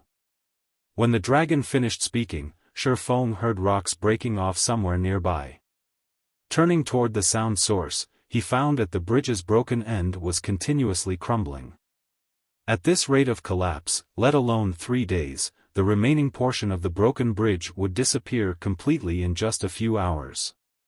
And once the bridge disappeared, he would plunge into the endless darkness below. Chapter 2851, Mana Reconstruction. What an amazing bridge! When Xiaofan spread his senses across the broken bridge, he was astounded. This was because this bridge was actually made entirely of mana that had solidified. Although this mana was solid, it was akin to sand. He could walk on this bridge without it collapsing like a sandcastle only because of special mana constructs holding the grains of sand together. After thinking up to this point, Xiaofan promptly extended his mana domain to take control of these mana constructs and prevent the bridge from collapsing any further. However, the instant he did so, he was stunned. Manipulating solidified mana, is this taxing? Xiaofan had plenty of experience manipulating mana that had condensed into a mist or liquid. In fact, he could control liquid mana as if it were his own arms. Yet, when he tried manipulating only a small bit of solid mana, he felt as if he was trying to move arms that had been injected with lead. Not only was the process incredibly strenuous, but even the slightest distraction meant immediately losing control of the mana. Meanwhile, the difficulty of maintaining the entire bridge's integrity was akin to holding up a weight of tens of tons. Not to mention, he also had to have this solid mana move according to his will to reconstruct the collapsed portion of the bridge. Looking at the continuously collapsing bridge, Xiaofan finally understood just how difficult this trial was. Let alone reconstructing the bridge, just keeping the bridge from collapsing any further was already a monumental task. As Xiaofan racked his brain over how to prevent the bridge from collapsing, the phantom of a gigantic dragon was quietly observing him in a distant cloud of mist. His grasp on mana is too immature. Let alone 3 days, he won't last even 3 hours at this rate. After taking a look at Xiaofan's understanding and control over mana, the dragon shook its head and wings, disappearing silently from the mist. Time passed quickly. Now, less than half of the broken bridge, which was originally over 20 meters long, remained. Moreover, the bridge's rate of collapse was even accelerating as it grew shorter. This won't do. At this rate, the entire bridge will be gone in less than half an hour. I need to think of a way to stabilize a small portion of the bridge first. Xiaofan had a headache as he looked at the collapsing bridge. He gave up on manipulating the entire bridge and chose to secure only a 2-meter length of the bridge. This was also the maximum amount of solid mana he could currently manipulate. Any more and the solid mana would challenge his control. Everything progressed just as Xiaofan expected. In less than 20 minutes, the portion of the bridge he had given up on collapsed completely, and only the 2-meter stretch under his feet remained relatively stable. Even so, this small portion was still disintegrating gradually. How strange. Xiaofan stared in confusion at the drastically slower collapse. The mana constructs that had been keeping the bridge together before clearly had their mana supply cut off and operations stopped after I arrived. However, the bridge's initial rate of collapse was much slower than when I started controlling it. The rate of collapse accelerated afterward. When he saw the broken bridge starting to collapse right after he appeared, he thought it signaled the start of his trial and represented his time limit. However, when he began manipulating the solid mana, he realized that he had been mistaken. The mana constructs keeping the bridge together had simply stopped operating, so the solid mana would naturally try to revert to its original form. Is there something wrong with my manipulation method? Xiaofan couldn't help entertaining such a question. However, he promptly shook his head and denied this thought. No, I was simply manipulating the solid mana according to the original mana constructs. There shouldn't be a problem with my manipulation method. Otherwise, the entire bridge would have collapsed instantly instead of breaking apart bit by bit. A mana construct was similar to a magic array. If one did not use the appropriate method to manipulate a magic array, it would not activate. This was also the case for mana constructs, except mana constructs were much more fragile than magic arrays, crumbling if manipulated incorrectly. Due to his understanding of mana constructs, Xiaofan had to wonder what exactly he had done wrong in preventing the bridge's collapse. Due to the eternal energy surrounding him, Xiaofan's mind was operating with unprecedented clarity and activity. Numerous ideas came to mind, and he considered the issue from various perspectives. When less than 1 meter of the bridge remained, Xiaofan's eyes suddenly widened in realization. I see. I've been doing things wrong from the very beginning. I shouldn't have tried to force the mana. Whether manipulating my own mana or the ambient mana, I should guide it down the desired path instead of compelling it to do so. While forcing mana does produce some results, mana has its own operating principles. Not only is forcing mana strenuous, but the bridge's mana will also conflict with my own mana. Upon thinking up to this point, Xiaofan immediately began guiding his own mana into the mana constructs holding the broken bridge together. He no longer compelled it to enter the mana constructs. However, guiding mana was much more difficult than he had thought. This was because the mana in the environment was heterogeneous. Even his own mana was composed of various types of mana. Needless to say, trying to guide all these diverse types of mana to do the same thing was an impossible task. This meant that he had to refine and separate the different elements of mana in his body and have them do different things. Originally, accomplishing such a refinement would require a lot of time. After all, the disparate elements of mana in his body were all intermixed. Just separating them would already drive countless expert players to despair. To put this task into perspective, one could imagine a player's mana body as a box filled with millions of marbles of different colors, and these marbles represented mana of different elements. If players wanted to use a specific type of mana within their bodies, they would have to sort through all of these marbles and take out the ones they wanted to use. Doing so would be incredibly difficult and time-consuming. Not to mention, a mana body was much more complex than a box of marbles, which would further add to the difficulty. Fortunately for Xiaofan, he had acquired a Saint's Legacy. Although the Ice World Saint's Legacy focused more on the ice element, the legacy had provided an introduction to the other elements. Thank goodness that Saint Legacy mentioned the various elements of mana. Otherwise, I likely wouldn't have any hope of completing the trial this time. Xiaofan couldn't help smiling bitterly as he sensed the jumbled mana flowing within his body. Previously, when he made use of mana, he did not bother segregating it at all. He simply used it as it was and didn't find any problem with it. Now, however, he realized that his past actions had thoroughly mixed up the various types of mana in his body and made them even more difficult to separate. Separating the various types of mana in his body without knowing their basic properties would be akin to sorting a box of colorful marbles while colorblind. That would be mission impossible. Immediately, Xiaofan began classifying his mana based on the Ice World Saint's introduction on the various elements. Fire-type mana was violent, scorching hot, and extremely difficult to control. Ice-type mana was quiet, cold, and hardly moved. Wind-type mana was free, refreshing, and spirited. Different elements of mana had their own habits and operating principles.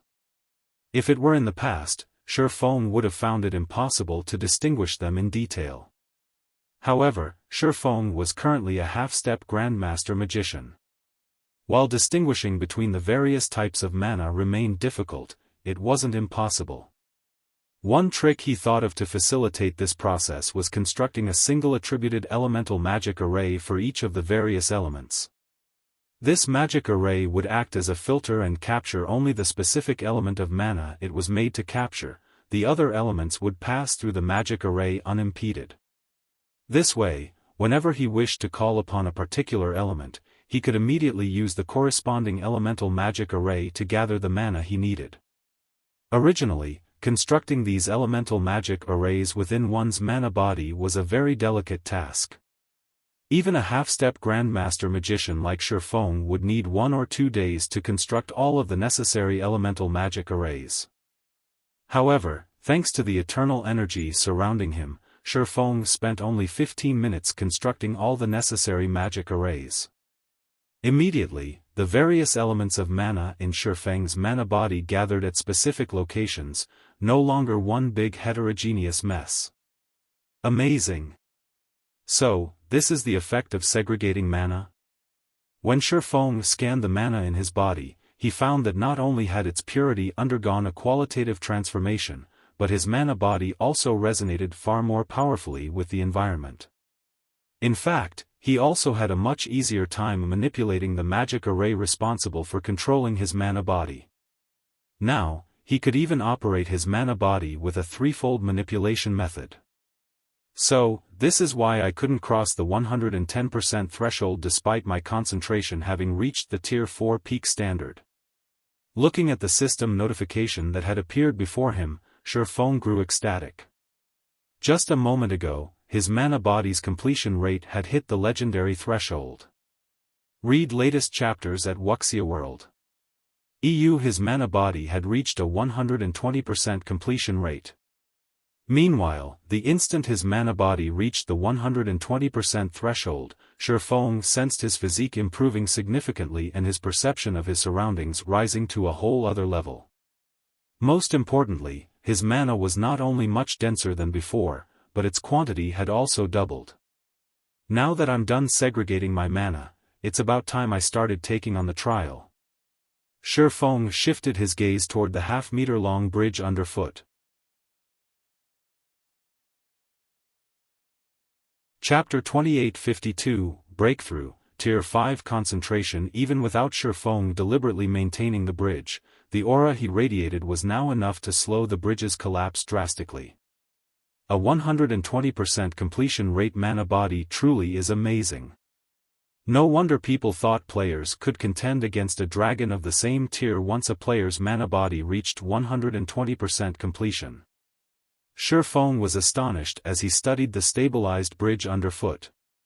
Despite not making a conscious effort to control his mana body, he exerted a powerful stabilizing effect on his surroundings. With how powerful his current mana body was, he couldn't even begin to imagine how powerful his mana domain had become. Fighting a dragon of the same tier and level aside, he could now contend against a half-step demon king of the same level, at the very least. Afterward, Xiaofan began injecting his segregated mana into the broken bridge. Once he did so, the broken bridge seemed renewed. The bridge's gradual collapse instantly halted, and its toughness had clearly risen to a whole new level as well. At this time, the bridge could probably receive Tier 4 attacks without sustaining any damage. Amazing! Sure enough, this is the true way to use mana. In the past, whenever he activated a skill or spell, he would make use of every type of mana available in his body to manipulate the ambient mana around him. Achieving a 10% efficiency by doing so would already be fortunate. This was because most skills and spells utilized only a specific element of mana to activate. To manipulate only a specific type of mana in the environment, using the corresponding element of mana to do so would yield the best results. Using other elements would still allow one to exert a certain degree of control, however, the efficiency would be incredibly poor. A backlash might even occur. Now that Xiaofan had perfectly matched his mana with the ambient mana, he could use the ambient mana's power at 100% efficiency. One could easily imagine how much of a boost to his combat power this change would bring. After thoroughly stabilizing the broken bridge, Xiaofan shifted his attention to the mana constructs keeping the bridge together. Keeping the bridge's mana construct stable and operational could be considered the bottom line for this trial. If he wished to pass the trial, he would need to reconstruct the bridge. Otherwise, all he could do was stand still and stare idly at the distant land until his time ran out. This is. After carefully inspecting the bridge, Xiaofan was surprised. Previously, he had focused entirely on stabilizing the bridge, so he hadn't spent much time observing the bridge itself. Now that his mana body had reached a 120% completion rate, his perception of his surroundings had improved to a point where it felt as if he had again taken over a half-step Demon King's body. As expected of the Dragon Race's trial. This bridge's mana constructs are simply phenomenal. Xiaofan sighed in awe as he observed the broken bridge's structure. This bridge has made use of practically every property and operating principle of the various elements of mana. Without a considerable understanding of these aspects, it would be impossible to create such mana constructs. In God's domain, it was already a heaven-defying task for players to gain a deep understanding of the operating principles of the various types of mana. Hence, making proper use of these types of mana was simply a luxury players couldn't afford. In fact, even the Ice World Saints Legacy provided a detailed introduction of only Ice-type mana and just briefly touched on the other elements. Needless to say, the Legacy didn't include instructions on how to use these other mana types. However, the bridge Xiaofan stood on perfectly displayed the basic use of the various elements of mana. It was much better than a simple text introduction. Of course, it wouldn't be an easy task to see how exactly this bridge was constructed. This was because ordinary Tier 4 existences couldn't get a clear view of the operating principles of mana, let alone the operating principles of a mana construct. Only dragons with their high life ratings could possibly accomplish such a feat at Tier 4. Even so, this situation was definitely a massive opportunity for Tier 4 players. The biggest hurdle Tier 4 players needed to cross to reach Tier 5 was the construction of their personalized mana body. This process required players to have not only excellent control over mana but also a profound understanding of the operating principles and usage of mana and knowledge of the construction of mana bodies. Meanwhile, the broken bridge underneath Xiaofan just so happened to address these problems.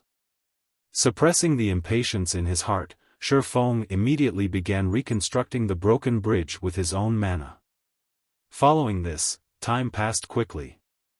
Although reconstructing the bridge was incredibly challenging, due to the eternal energy surrounding him, Xiaofan found that the incomparably complex mana constructs weren't impossible to understand. Despite encountering failure one after another, Xiaofan did not grow disappointed but even became increasingly excited instead. This was because he was making progress with each failure. As he continuously adjusted his utilization of the various mana types, his control over them also improved in precision and efficiency. After experimenting for 2 days straight, Xiaofan finally constructed a half-meter-long bridge. I did it! I finally did it! An indescribable sense of joy and excitement welled up in Xiaofan's heart as he looked at the portion of the bridge he had reconstructed. Although the bridge he reconstructed looked much cruder than the original bridge, it did not send him plunging into the abyss below when he tried to stand on it. Most importantly, he had finally gained a basic understanding of the various mana constructs. This meant that he had finally reached a qualified level when it came to utilizing the various elements of mana. With these achievements, he was confident he could begin constructing his Tier 5 mana body. Of course, Xiaofan did not let his achievements blind him. He still gave the trial's completion top priority. After all, having a divine dragon as a companion was much more important than constructing his personalized mana body. Immediately afterward, he resumed reconstructing the broken bridge and advanced toward the distant land. Although Xiaofan had spent 2 days reconstructing his first half-meter-long segment, now that he had a foundation, he could reconstruct the subsequent segments much more quickly. Moreover, he also improved his precision with every segment he reconstructed, which, in turn, made his reconstructions look increasingly refined. After working for nearly a day, Xiaofan finally reached the 500-meter mark, his achievement extending his time limit by 1 day. The distance from the starting point to the distant land is roughly 20 kilometers. So, I'll need to extend the bridge by 7 kilometers or so to pass the trial. If I can complete 500 meters per day, I should finish this trial within half a month. After Xiaofan made some rough mental calculations, anticipation filled him. Although he would be spending much more time in this trial than he initially expected, the harvest he would gain was very much worth the time spent. After resting for a moment, Xiaofan promptly resumed his job as a construction worker. Meanwhile, after another 8 days had gone by while Xiaofan was reconstructing the broken bridge, a loud tearing sound suddenly appeared in a secret land in the eastern continent. A spatial channel several kilometers tall and 20 kilometers wide was sealed in this secret land. The moment the loud tearing noise sounded, the divine runes sealing this spatial channel shattered and faded out of existence. It is still starting in the end? An illusory figure appeared before the spatial channel. After looking at the spatial channel with a complicated gaze, this figure then disappeared without a trace. At the same time as this illusory figure disappeared, nearly 20 figures emerged from this gigantic spatial channel. Every one of these figures exuded powerful and ancient auras highly incompatible with the surrounding space. Ha ha ha. It's finally open. Our guild was even the first to discover it. So, this is an alternate god's domain? Why is the ambient mana here so thin? Although the mana density is somewhat low here, it is still another god's domain. Hurry up and notify the guild leader and the others. Tell them that the seal has been lifted and that the world passage is open. Have them make the necessary preparations. I'll go ahead with a team to understand the situation of this god's domain. We must claim this world for ourselves ahead of the other guilds," said the middle-aged man standing at the head of the team. At the middle-aged man's words, the team immediately split into 2 groups. 3 players returned to the world passage, while the remaining 15 players charged straight toward the secret land's exit. As these foreign invaders were taking action, Xiaofan was struggling inside the distant special space. I didn't think that reconstructing the bridge would place such a huge burden on the brain. It's already been 8 days, yet I haven't even reached the 3,400-meter mark. I've also exhausted more than half of my concentration already. Xiaofan smiled bitterly as he looked at the distant land. Read latest chapters at Wuxia World. EU at this time, he more or less understood why the giant dragon had such low hopes for him. Originally, he thought that he could progress 500 meters a day. However, the more time he spent in the trial, the greater the mental pressure he suffered from reconstructing the bridge. Whenever he tried manipulating the bridge's mana constructs, he felt like needles were pricking his mind. Moreover, the degree of pain intensified as he progressed, making the bridge's reconstruction increasingly difficult. Now, he couldn't even manage 300 meters in a day. Despite this situation, Xiaofan had no intention of giving up. After all, every moment he spent in this special space allowed him to improve his control over the various elements of mana. If possible, he even wished he could spend several months in this special space. However, this obviously wasn't allowed, as proven by the increasingly powerful mental pressure he suffered. This feature was most likely implemented to deal with anyone trying to exploit this special space's benefits. Xiaofan continued pushing forward for the next 3 days. By the end of the 3rd day, Xiaofan would suffer intense pain even if he only slightly manipulated his mana. After the 4th day, Xiaofan's complexion had not only become deathly pale, but even his consciousness was beginning to blur. Meanwhile, as his consciousness grew increasingly hazy, he gradually understood that his time in the trial was coming to an end. This wasn't just because he was running out of time but also because he would thoroughly exhaust his concentration and collapse after a few more attempts. The next moment, after Xiaofan completed another 1-meter-long segment and was about to lose consciousness, the system's crisp and indifferent voice suddenly entered his ears. "System, congratulations. Your concentration has reached the Tier 5 standard.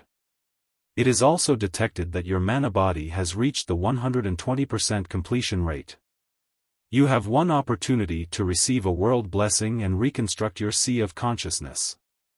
Do you wish to activate the world blessing now? Opportunity will be rejected by default if you do not respond in 3 minutes. Chapter 2853, Upgraded Soul Reconstruct My Sea of Consciousness? Xiaofan was shocked and confused as he looked at the system notification. The concept of reconstructing one's sea of consciousness wasn't foreign to him. In fact, he knew plenty about it. However, it was precisely because of this that he found this situation unbelievable. The sea of consciousness, to put it simply, referred to a player's soul. It was also something related to the promotion of Tier 5 players to Tier 6. The qualitative transformation of the soul. Any player who wished to get promoted to Tier 6 needed to have not only a powerful body but also a powerful soul. Only when both requirements were met could players get promoted to Tier 6. Of the two conditions, the requirement of a sufficiently powerful soul was more difficult to fulfill. This was because the soul was an illusory object. The only thing players could do to upgrade their soul was continuously raise their concentration standard. By doing so, their soul would automatically grow stronger over time. However, this form of improvement was incredibly slow. Even if a player's concentration reached the Tier 5 peak standard, their soul wouldn't develop that fast. If one wished to let one's soul undergo a qualitative transformation, one would need to experience numerous events that tempered the mind. Of course, there was an even quicker method to do so, raising one's concentration to the Tier 6 God-ranked standard. This was an incredibly frightening concentration standard where players could continuously modify and improve their sea of consciousness through their own will. The benefits a Tier 6 concentration provided were far superior to those of a Tier 5 concentration. In addition, there was also a third method, relying on external items to destroy one's inherent sea of consciousness and construct a new one. This method was similar to how players with Tier 6 concentration modified their sea of consciousness, only much more ruthless and thorough. Reconstructing a sea of consciousness meant destroying everything that currently existed and creating a completely new one. It was different from what players with Tier 6 concentration did. These players would gradually address the flaws of their existing sea of consciousness, refining it over time. For Tier 5 players, the opportunity to reconstruct their sea of consciousness was both rare and precious. Xiaofan never even dreamed of receiving such an opportunity before getting promoted to Tier. After pondering in silence for a moment, he chose to accept the world blessing and the opportunity to reconstruct his sea of consciousness. System: the world blessing will be granted in 30 seconds. Please make the necessary preparations. The higher your completion rate, the better the reconstructed sea of consciousness will be. The higher the completion rate, the better. Not daring to be careless, Xiaofan took a deep breath, stopped work on the bridge, and focused only a portion of his consciousness on stabilizing it to prevent it from collapsing. He planned to give the reconstruction process his all. 30 seconds went by in the blink of an eye. Xiaofan felt an unprecedented pain assault him, as if his soul was getting ripped out of his body. Had he not absorbed the Tier 4 hellfire before, he wouldn't have been able to endure this pain at all. However, after 10 seconds of this soul-wrenching pain, it disappeared all of a sudden. Simultaneously, Xiaofan felt his mind go completely blank. As for his soul, what remained of it were only countless soul fragments. Immediately afterward, numerous magic arrays appeared before him. These magic arrays were so complex that despite being a half-step Grandmaster Magician himself, he was still shocked.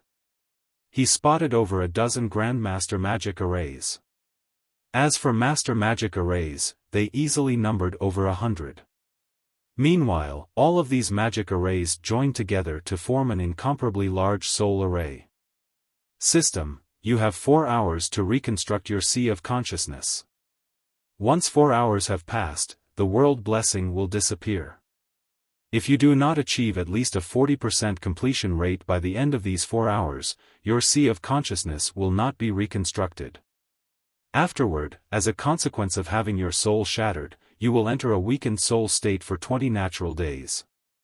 20 days? Xiaofan wasn't particularly surprised by the penalty for failure. Opportunities and risks came hand in hand in God's domain. In fact, a 20-day penalty could even be considered very light.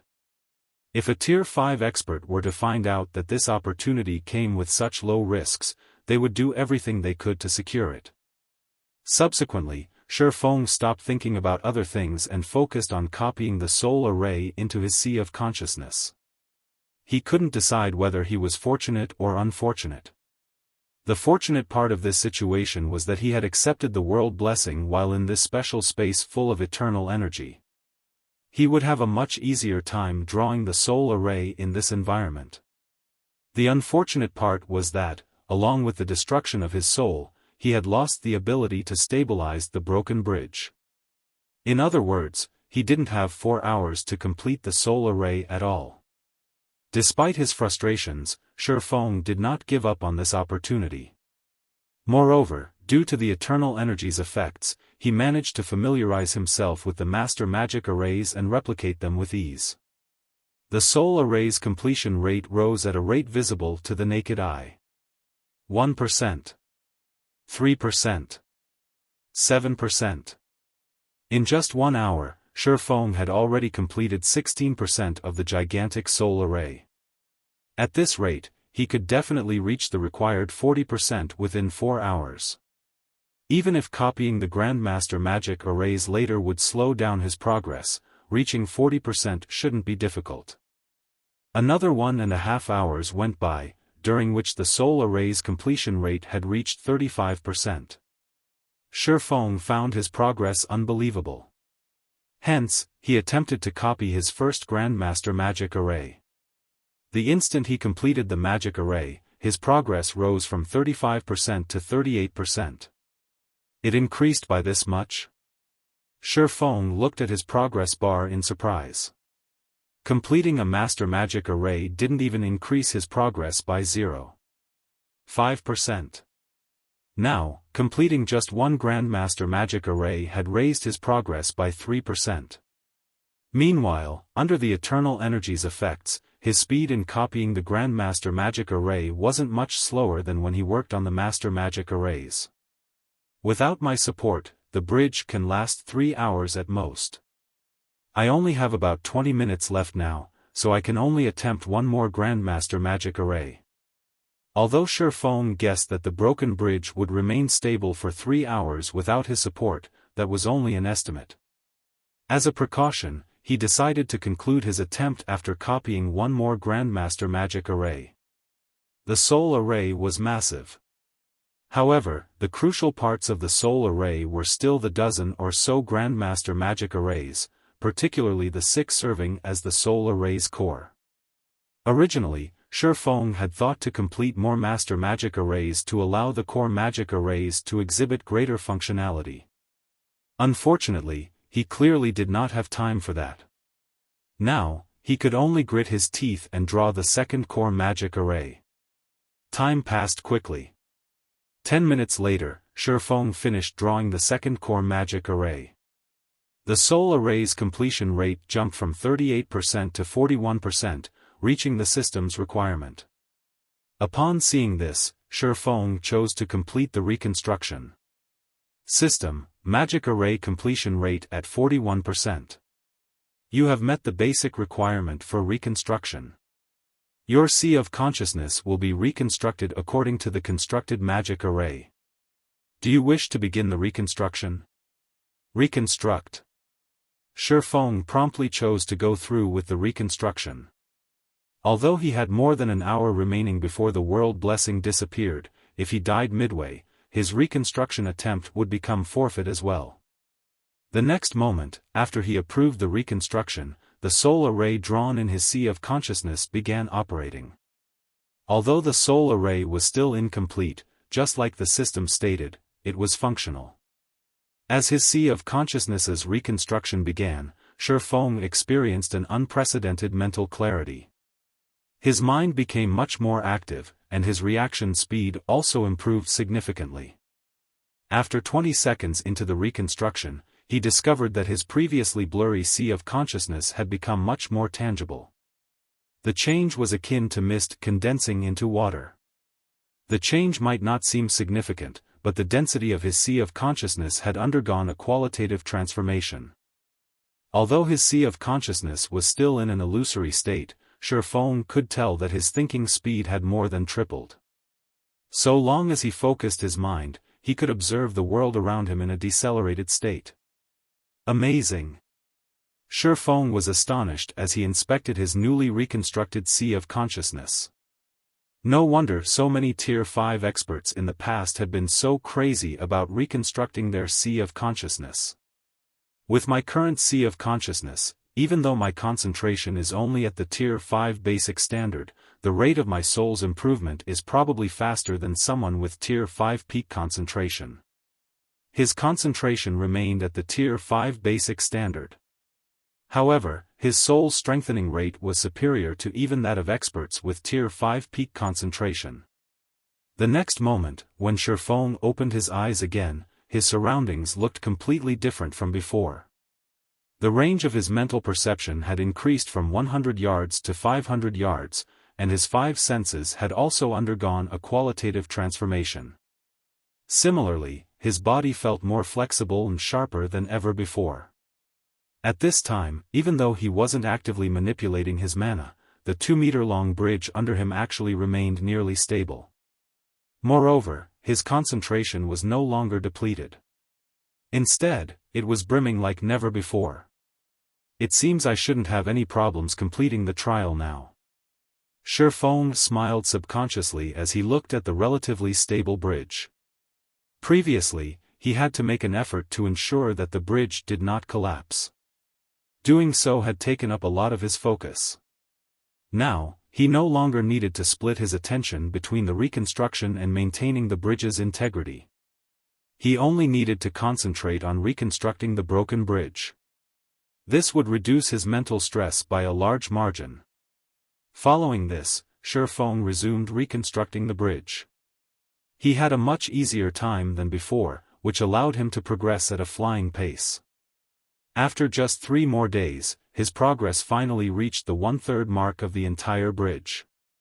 However, Xiaofan had no intention of stopping here. After all, the eternal energy in this place was simply wonderful. By staying here, he could not only further his understanding of the various mana types but also familiarize himself with his new sea of consciousness and verify the theories he thought up for his new mana body. Hence, he did not rush to exit the trial, continuing to advance and reconstruct the broken bridge. As Xiaofan got closer to the distant land, he found that he also had to improve the quality of the supports he constructed. Otherwise, the bridge wouldn't be able to withstand the corrosion of the abyss below. Read latest chapters at Wuxia World. EU. After working for another 4 days and arriving at the halfway mark, he could no longer advance any further. However, his failure to progress wasn't because he had exhausted his concentration but because the supports he constructed could no longer withstand the abyss's corrosion. Short of a qualitative transformation, they wouldn't be able to hold up the bridge at all. It seems this is as far as I can go. Xiaofan couldn't help feeling a little disappointed as he looked at the distant land. At this time, it looked much clearer than before. From what he could sense, he should be able to receive massive benefits in that land. However, with his current standards, it was evidently impossible to construct a bridge of a much higher quality. Xiaofan immediately chose to leave this special space.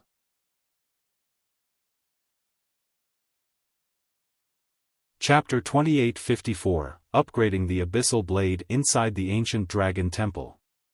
How surprising, the dragon phantom exclaimed in astonishment when Xiaofan suddenly appeared before it. Despite having the body of a human, you actually managed to clear a trial made for the dragon race.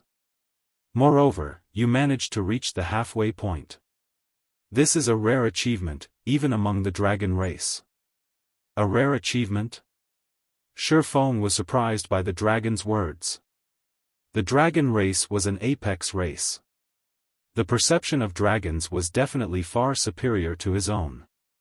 Not to mention, there were even divine dragons among the dragon race. For divine dragons, let alone reaching the halfway point, even completing the entire bridge and reaching the distant land shouldn't be strange. After all, the life rating they possessed far exceeded that of humans. That's right. This is a rare achievement, the Dragon Phantom said, nodding. In the dragon race's long history, only 5 have managed to reach the halfway point while still at Tier 4. Every one of them is a genius of the dragon race with an excellent bloodline. Hence, I find it truly incredible that you accomplished the same feat with just the body of a human.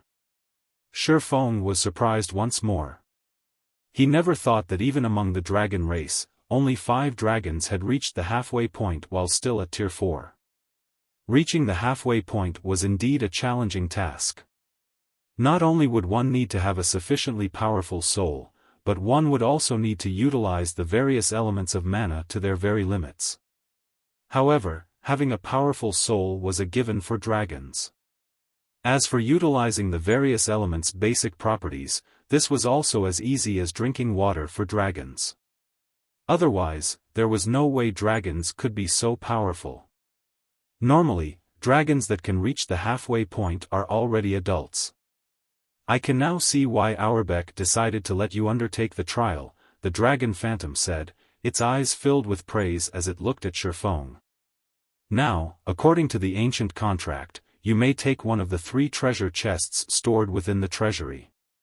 As soon as the Dragon Phantom finished speaking, 3 massive treasure chests appeared before Xiaofan. The instant these treasure chests appeared, the mana within the Dragon Temple immediately thickened. In fact, a faint hint of divine might now wafted into the temple. As expected of the dragon race's reward. I doubt I can get such loot even from killing a Tier 6 god. Xiaofan was filled with an indescribable sense of shock as he inspected the 3 treasure chests before him. The trial rewards this time were simply mind-blowing. If taken to the outside world, any one of these 3 treasure chests could drive the entire god's domain wild. The first chest, named the Blackstone Treasure Chest, gave players 1 fragmented legendary weapon and 2 pieces of fragmented legendary equipment that suited them. The second chest, named the Red Crystal Treasure Chest, contained 4 items, either Tier 5 skill books or Tier 5 legacy guidances suitable for the player.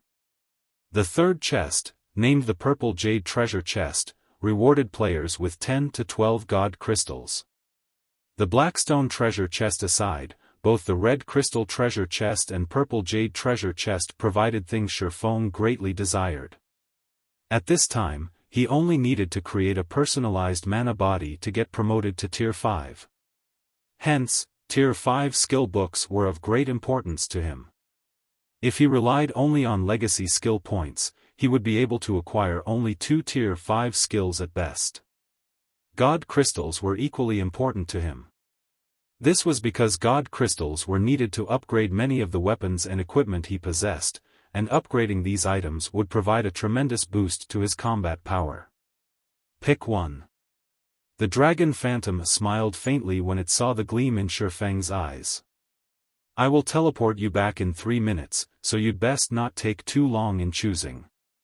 After giving the matter some thought, Xiaofan said earnestly, I've decided. I will go with the Purple Jade Treasure Chest. While the Red Crystal Treasure Chest was indeed important to him, he was, after all, still at Tier 4 right now. Moreover, the items appearing inside the Red Crystal Treasure Chest were completely random. If he were unfortunate, he might end up getting 4 Tier 5 legacy guidances. Moreover, god crystals weren't easy to come by. If he missed this opportunity, who knew how long he would have to wait before he received another opportunity to improve his weapons and equipment further? Alright, this Purple Jade Treasure Chest is yours, the Dragon Phantom said, lifting a claw. Immediately, the barrier sealing the Purple Jade Treasure Chest disappeared. Xiaofan chose to open the treasure chest without hesitation. After all, there was no way he could bring such a massive treasure chest away. The instant the treasure chest opened, divine might gushed out of it. Bathed in this divine might, even ordinary Tier 4 players would grow fearful and dare not approach the treasure chest. However, now that Xiaofan's concentration had reached the Tier 5 standard, resisting this divine might wasn't much of a problem. In fact, he was confident he could stand tall in the presence of even a bona fide Tier 6 god in his present state. 11. Xiaofan couldn't help feeling a little disappointed when he saw the number of god crystals in the treasure chest. If not for the luck attribute having no effect on high-caliber treasure chests, he definitely would have activated Divine Providence to boost his luck. After all, the value of one god crystal nearly rivaled that of fragmented legendary items. Moreover, god crystals were just as rare as fragmented legendary items. Although that's one less god crystal than I hoped for, I have more than enough to upgrade my weapon now. The next moment, Xiaofan had the Abyssal Blade absorb 4 god crystals without hesitation. Now that he was at the half-step Tier 5 standard, only the Light of Two Worlds was an adequate weapon for him. The Abyssal Blade couldn't keep up with him any longer. Hence, he had to upgrade it. After the Abyssal Blade absorbed the 4 god crystals, its skills got upgraded to Tier 4, and its basic attributes underwent some changes. Abyssal Blade, one-handed sword, magic weapon, fragmented legendary rank, equipment requirement, strength 3000, agility 2000 attack power, 235% of strength attribute, attack speed, 3% of agility attribute, all attributes, increases according to user's level, ignore levels plus 35 attacks have 70% chance to cause 250% damage, 40% chance to cause 300% damage, every attack increases attack speed by 2% to a maximum of 30%. When equipped, strength increased by 50%, agility increased by 50%, intelligence increased by 35%, endurance increased by 50%, attack speed increased by 40%, all effects of weapon-related skills increased by 20%, all item level requirements reduced by 10 levels. If wielder belongs to a swordsman-related class, all skill levels plus 6. Increase free ability points received for every increase in level by 2 points. Equipment Tier 4. Can be evolved, devour 9 god crystals to evolve to Tier 5.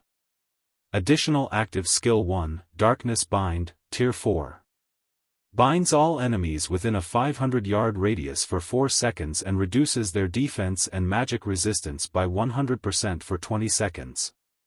Cooldown, 40 seconds. Additional active skill 2, Darkness Domain, Tier 4. Converts an area of 800 yards around the user into a darkness domain. Weakens the senses of all enemies within the darkness domain and reduces enemies' basic attributes by 20%.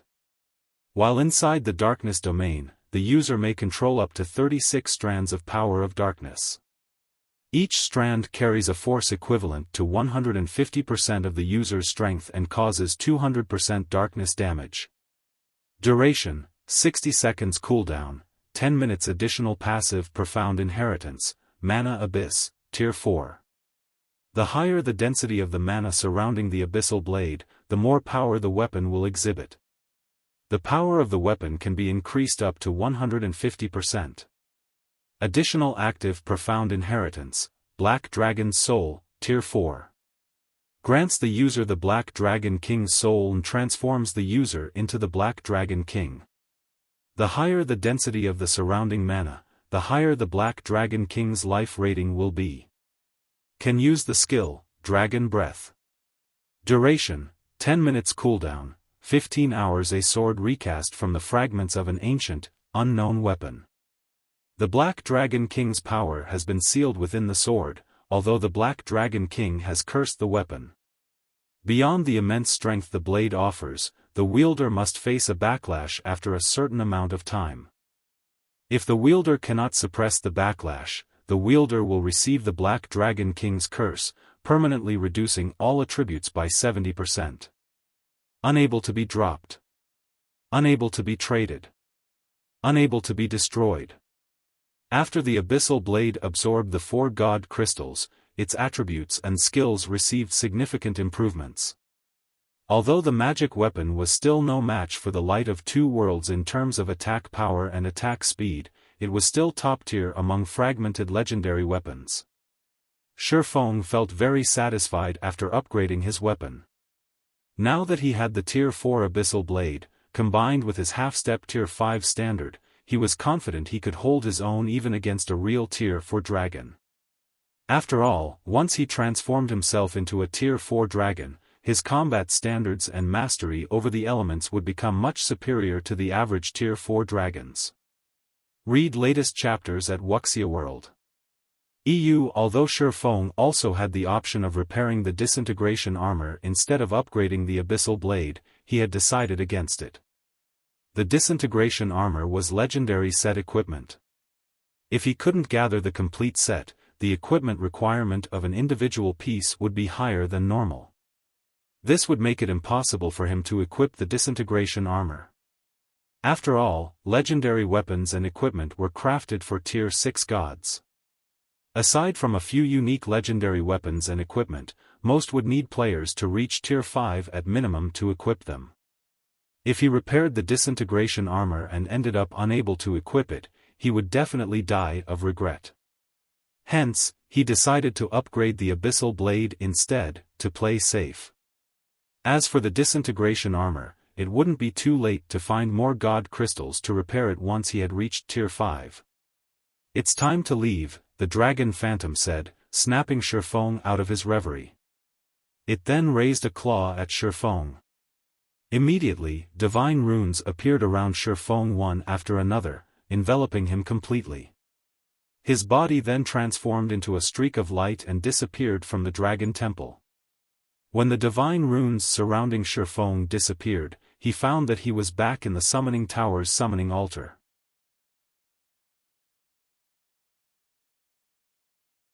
Chapter 2855, Global Transformation. Inside the summoning altar, as the divine runes enveloping Xiaofan disappeared, Audiobook snapped his eyes open and stared at him in surprise. "You succeeded?" Actually, Audiobook could tell that Xiaofan had completed the trial the moment he laid eyes on the human. This was because Xiaofan looked completely different in his eyes right now. Although there was no change to Xiaofan's level, the mana he radiated was completely different from before he challenged the trial. Not only did Xiaofan's mana blend much better with the ambient mana, but the quality of his mana had also undergone a qualitative transformation. The fact that Xiaofan had such exquisite control over his own mana proved that he had conquered the trial. However, Audiobook still found this situation unbelievable. Xiaofan would already be plenty amazing if he managed to complete the trial on his third attempt. Yet, now, Xiaofan had actually completed the trial on his first attempt. I got lucky." Xiaofan nodded. If his concentration hadn't broken through to the Tier 5 standard at the very last minute, which allowed him to receive the world blessing to reconstruct his sea of consciousness, completing the trial would have been a pipe dream. No. It is impossible for someone to pass the trial by relying on luck. "It is all because of your own strength," Audiobook said, shaking his head. "Since you've passed the trial, according to our contract, I, Audiobook, acknowledge you as my contractor from now on." As soon as Audiobook finished speaking, Xiaofan felt a scorching sensation on his left arm. Before Xiaofan realized it, the symbol of a silver dragon had been branded on his left arm. Simultaneously, the system's emotionless voice rang out in his mind. "System, congratulations. You have completed the second phase of the epic quest Void Cage and received the Silver Divine Dragon Audiobook's acknowledgement. You have become a true dragon's contractor. You now have the ability to call upon the Silver Divine Dragon to fight for you at any time. Rewarding 30 legacy skill points and 1 level."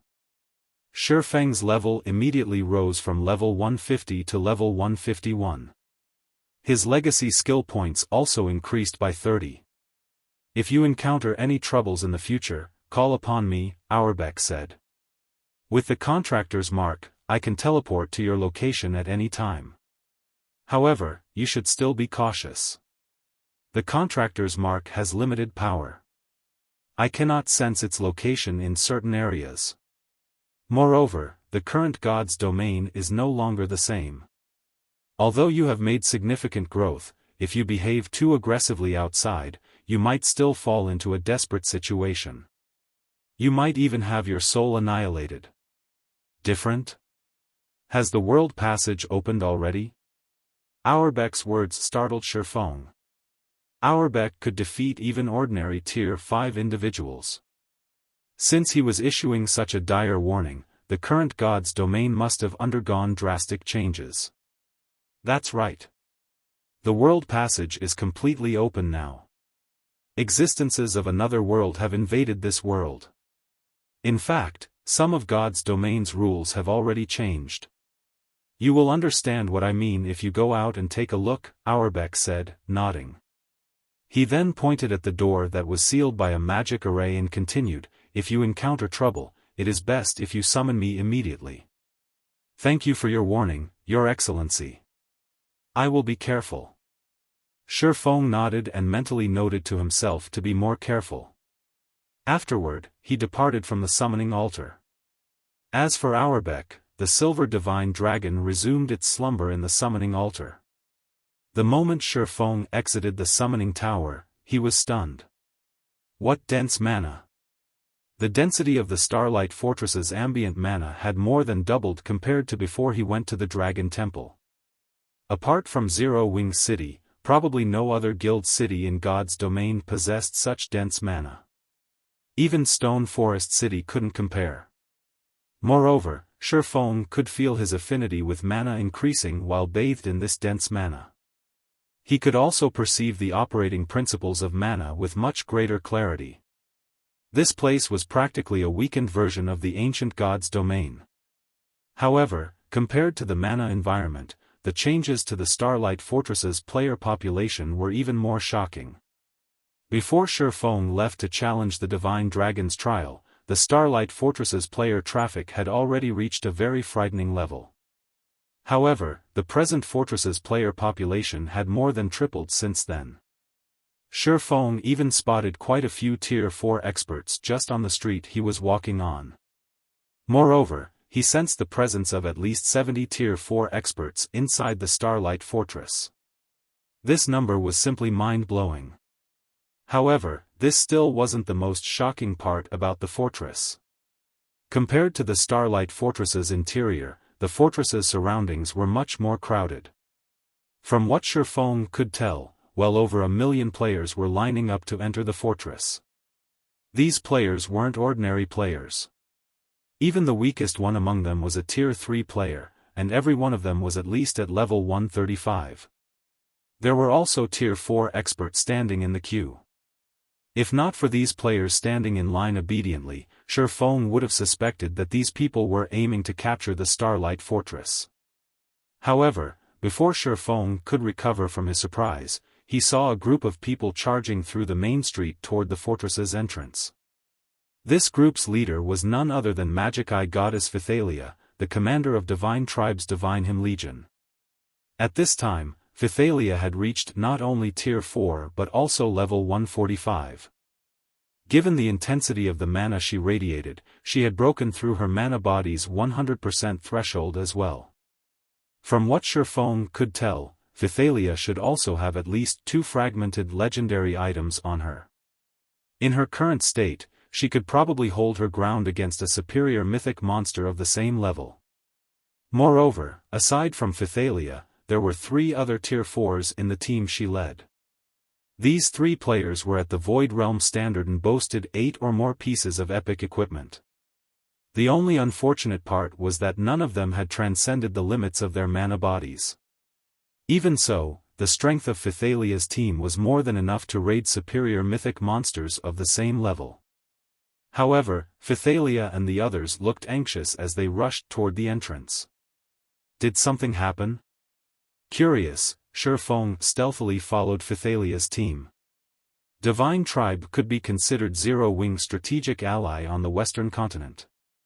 Moreover, it was tasked with maintaining the Starlight Fortress's security on Zero Wing's behalf.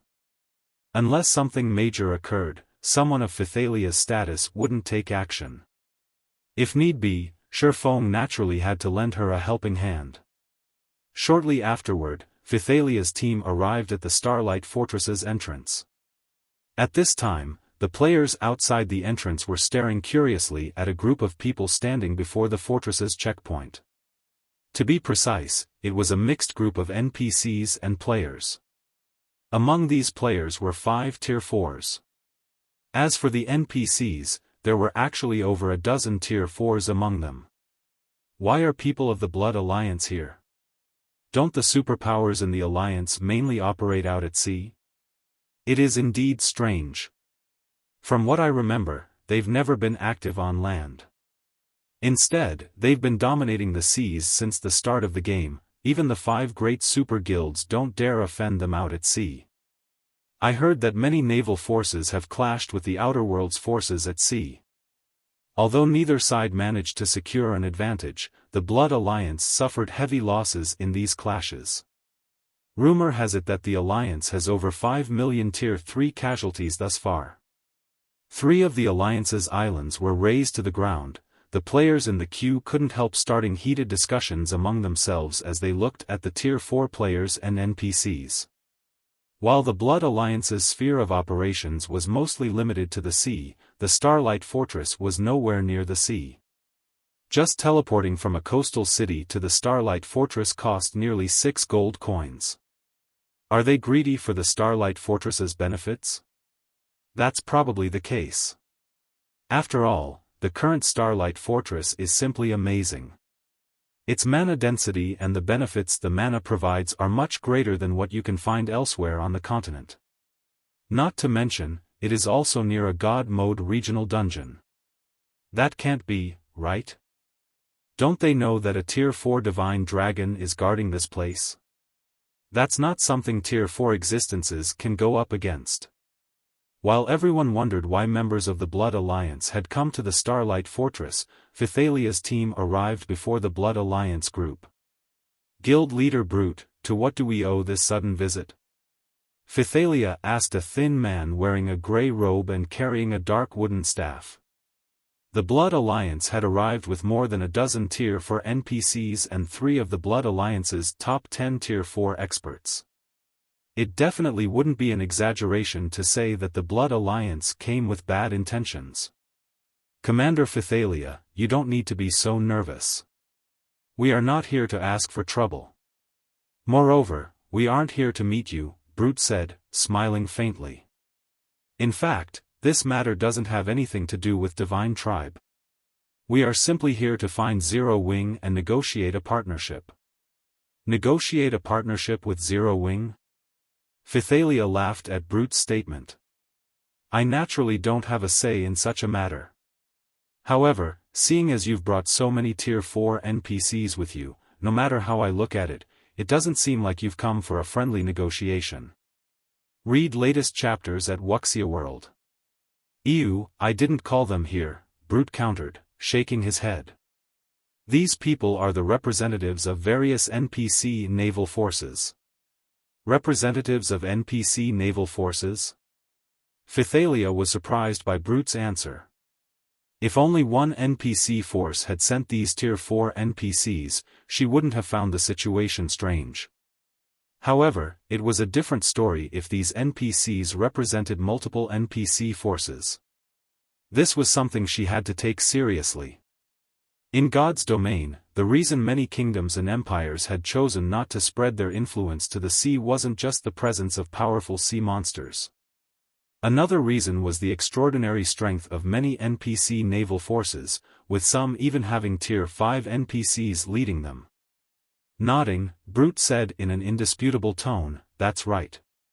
It's fine if you do not let us enter, Commander Phythalia. However, I don't mind letting you know that the Blood Alliance plans to requisition a portion of the Starlight Fortress's temporary residences to resist the Outer World invaders."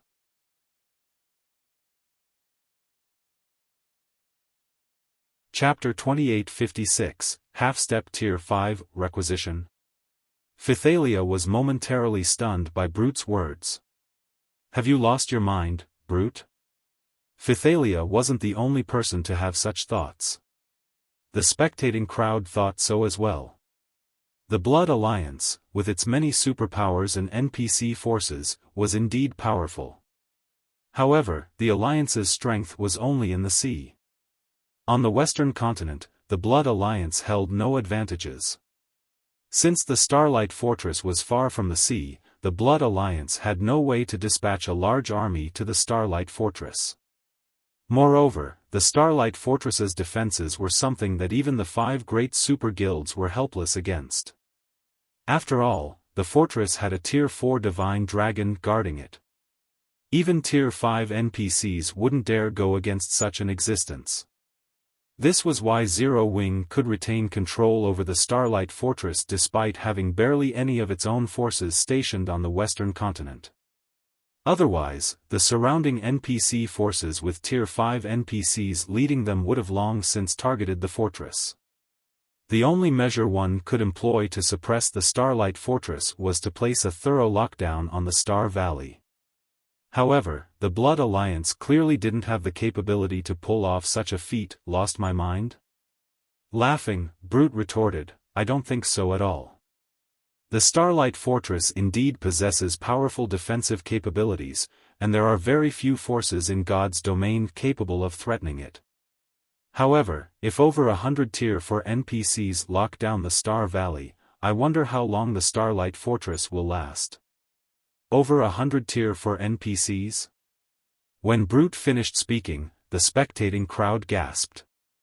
Currently, not only were NPCs much higher leveled than players on average, but NPCs were also stronger than players of the same level and tier on average.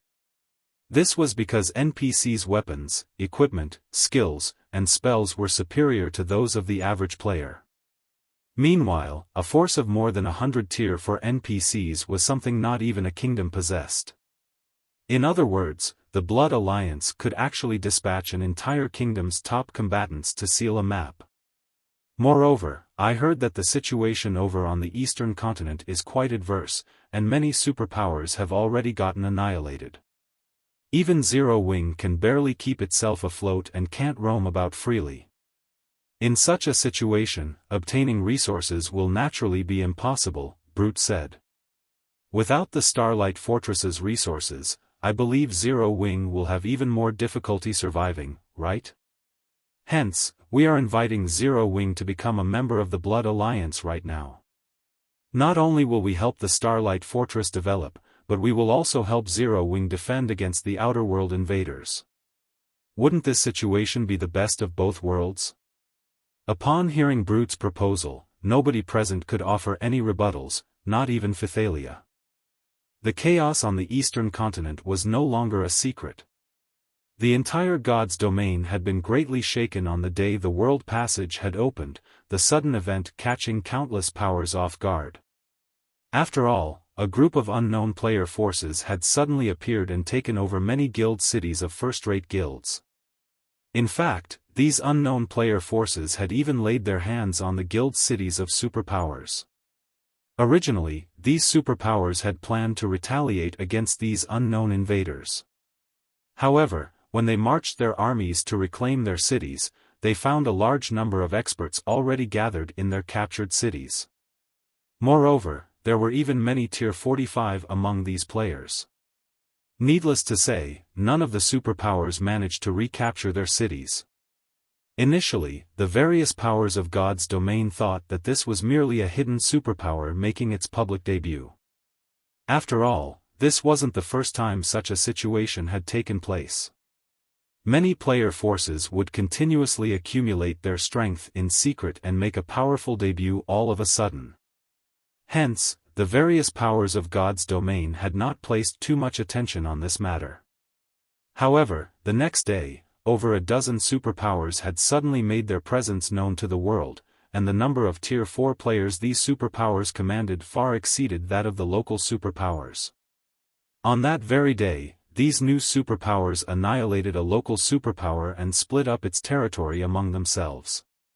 This war had thoroughly stupefied the various powers of God's domain. It was one thing to see a new superpower emerge, but it was another thing altogether to see so many superpowers appear out of the blue. Moreover, all of these superpowers boasted an incredible number of Tier 4 players. No matter how one looked at this situation, it was simply unbelievable. After a series of frantic investigations, the various powers of God's domain eventually discovered that these new superpowers didn't originate from their version of God's domain but from another God's domain. Moreover, the players belonging to these superpowers didn't live on Earth but on an interstellar continent. The human population of this interstellar continent rivaled that of Earth. Most importantly, the average combat standard of these interstellar continent residents was much higher than that of Earthlings. This was because the world of God's domain was everything for these people. In addition, these outer-world superpowers were much stronger than the native superpowers. In fact, the two couldn't even be compared on the same level. In less than 5 days, these outer-world superpowers had not only destroyed several native superpowers but even taken over 7 kingdoms. These kingdoms were now paradises for outer-world NPCs, who rapidly harvested the various resources available in these kingdoms to keep growing stronger. Meanwhile, in response to these invaders, the various native kingdoms and empires had gathered players to fight off these outer-world players and NPCs. The subsequent war was most likely one of the biggest in God's domain's history, as several dozen kingdoms and empires had joined hands to counter the invasion. And after fighting dozens of battles, both large and small, the Eastern Continent's native forces eventually managed to isolate the outer world's NPC forces to one corner of the continent. However, in exchange for this outcome, the Eastern Continent's native forces had lost nearly 1/3 of their land. Moreover, this isolation affected only the outer world's NPC forces. The outer world's individual NPCs and player forces could still roam freely. In a situation where native players were inferior in terms of both levels and combat standards, the Eastern Continent's players were at an absolute disadvantage. Only by cooperating with native NPCs could they resist the outer world players. It was obvious that the Eastern Continent's native forces would crumble in the near future as more and more outer world players and NPCs invaded the Eastern Continent. In fact, it wouldn't be long before the Western Continent would get dragged into the war since the various sea zones were already engulfed in the flames of war. If the Starlight Fortress were to get isolated now, Zero Wing would definitely suffer immeasurable consequences. After all, due to the outer world forces occupying many of the Eastern Continent's resource spots, prices of various resources had more than doubled. If Zero Wing were to lose the resources from the Starlight Fortress, the guild would most likely struggle to defend its guild cities. In this situation, Phythalia herself was powerless to do anything. Even if Divine Tribe were willing to help Zero Wing with all of its strength, there was no way Divine Tribe could win against a force of over 100 Tier 4 NPCs. Eventually, Phythalia sighed and said, "I understand. I'll convey your words to Zero Wing." "Good, then." Nodding, Brute said indifferently, "However, our patience is limited. Tell Zero Wing that they only have 1 day to reply. If they don't give us an answer by then, we will begin sealing the map immediately." 1 day? Phythalia frowned. This was too short. It was barely enough time for her to convey the message and for Zero Wing to hold a short discussion among its executives. Zero Wing wouldn't have any time to make the necessary preparations at all. That's right. Only 1 day. Zero Wing had best not waste any time. That wouldn't be beneficial to the Blood Alliance or Zero Wing. Brute said in a determined tone. "I can even tell Zero Wing now that if they refuse our offer, while it might give the Blood Alliance some trouble, I can guarantee that they will suffer 100 times more than us." After Brute finished speaking, the Tier 4 NPCs standing behind him promptly unleashed their auras. The combined aura of over a dozen Tier 4 NPCs pressured even Phythalia. If not for the buff from standing inside the Starlight Fortress, she might have even succumbed to this mighty aura and stumbled back. As for the other Divine Tribe members, their complexions had paled. It was evident that they felt very uncomfortable beneath this frightening aura. However, just as Phythalia was about to speak up, a calm and deep voice suddenly entered everyone's ears. "A partnership won't be necessary. Zero Wing doesn't need allies like you bunch." At this voice of rejection, everyone present turned reflexively toward its origin, curious to see who would be so bold as to decide for Zero Wing. Who said that? Come out. Brute, in particular, reacted with anger and displeasure. He never thought that someone would dare openly challenge the Blood Alliance. Black Flame? Zero Wing's guild leader has arrived already? When everyone present saw the cloaked man approaching Phythalia and Brute, they quickly recognized him, based on the two longswords hanging by his waist, as well as his dark and determined eyes. Guild leader Black Flame? Phythalia was stunned when she saw Xiaofan. This was because Xiaofang's present self was completely different from when she last met him. Not only did his body radiate frighteningly dense mana right now, but she could also sense a difference in life rating between them. Half-step Tier 5? When the elderly level 167, Tier 4 NPC at the head of the Blood Alliance's group saw Xiaofan, he gasped in shock. Half-step Tier 5? How is this possible? When the surrounding players overheard the elderly NPC's words, they similarly gaped at Xiaofan with astonished gazes. Read latest chapters at Wuxia World. EU nowadays, Tier 4 players were no longer as rare as before. Hence, most Tier 3 players in God's domain no longer found Tier 4 players foreign. At the same time, they also knew just how difficult it was to get promoted from Tier 4 to Tier 5, as well as how wide the gulf between Tier 4 and Tier 5 existences was. Meanwhile, a half-step Tier 5 existence referred to Tier 4 individuals who had achieved an incredibly high standard in their control over mana and their mana body. After reaching this stage, so long as a Tier 4 individual successfully constructed a sufficiently strong mana body for themselves, they would become a Tier 5 existence, an existence even NPC empires feared greatly.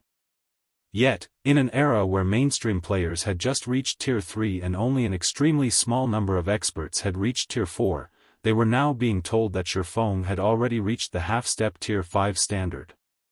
No matter how they thought about it, this didn't seem plausible. However, as a Tier 4 NPC had said these words, they were unlikely to be false. I said that. What kind of guidance do you have for me, I wonder, Guild Leader Brute? Xiaofan asked calmly as he stared at Brute.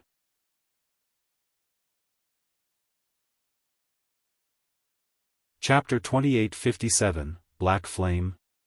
Your Black Flame? Brute was stunned when he saw Xiaofan. Half-step Tier 5. In the current era, where the various superpowers barely had any Tier 4 players under their command, a half-step Tier 5 existence was practically invincible. In fact, one would have difficulty finding a half-step Tier 5 existence even among the Outer Worlds players and NPCs, that's right. I am, Xiaofan said, nodding. So, it's Guild Leader Black Flame. Everything before was only a misunderstanding. We don't have any intentions of isolating the Starlight Fortress, Brute said, smiling fawningly. Since you aren't interested in partnering with us, the Blood Alliance won't force the issue, Guild Leader Black Flame. If there is nothing else, we will take our leave now. As soon as Brute finished speaking, he turned around, planning to leave the Starlight Fortress together with the Blood Alliance's members. He had no intention of staying even a second longer. A misunderstanding? Xiaofan laughed at Brute's words. Guild Leader Brute, you brought over a dozen Tier 4 NPCs and came all the way here to declare that you plan to isolate the Starlight Fortress, yet you're telling me this is a misunderstanding? Since you've already come here, then stay here. After saying so, Xiaofan manifested his mana domain, enveloping a 4,000-yard radius in liquid mana. As soon as Xiaofan unleashed his mana domain, Brute and the others stiffened. Their bodies felt indescribably heavy as if they had sunk into a swamp. The level 160+, Tier 4 NPCs were just barely able to counter this suppression by releasing their own mana domains. However, none of them could manipulate the mana around them. Phythalia was astonished when Xiaofan took action. She never thought that he would do so without a second word. After all, the Blood Alliance's side had more than a dozen Tier 4 NPCs. While these NPCs might not be a match for Xiaofan in a one-on-one fight, if they worked together, they could potentially take on even a Tier 5 existence. Not good. This is world creation, the elderly Tier 4 NPC leading the other NPCs exclaimed, an indescribably grim expression appearing on his face as he stared at Xiaofan. The fact that Xiaofan was at the half-step Tier 5 standard was already plenty frightening. That, combined with his control over mana being at the world creation standard, meant he could fight Tier 5 existences already.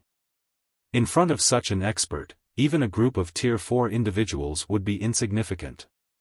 What made Tier 4 individuals much more powerful than Tier 3 individuals was their ability to strengthen their abilities using the ambient mana. However, individuals who had reached the world creation standard could create a miniature world with their mana domain. All the mana within the domain would operate by rules favorable to the user and disadvantageous to hostile forces.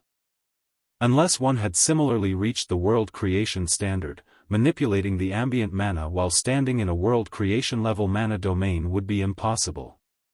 One could only rely on the mana in one's body to do battle, essentially losing all the advantages of Tier 4. World creation was something Xiaofan achieved after his concentration had reached the Tier 5 standard. To be precise, he had first reached the Grandmaster Magician standard after his concentration had reached the Tier 5 standard, then, his mana domain had automatically transformed into a miniature world.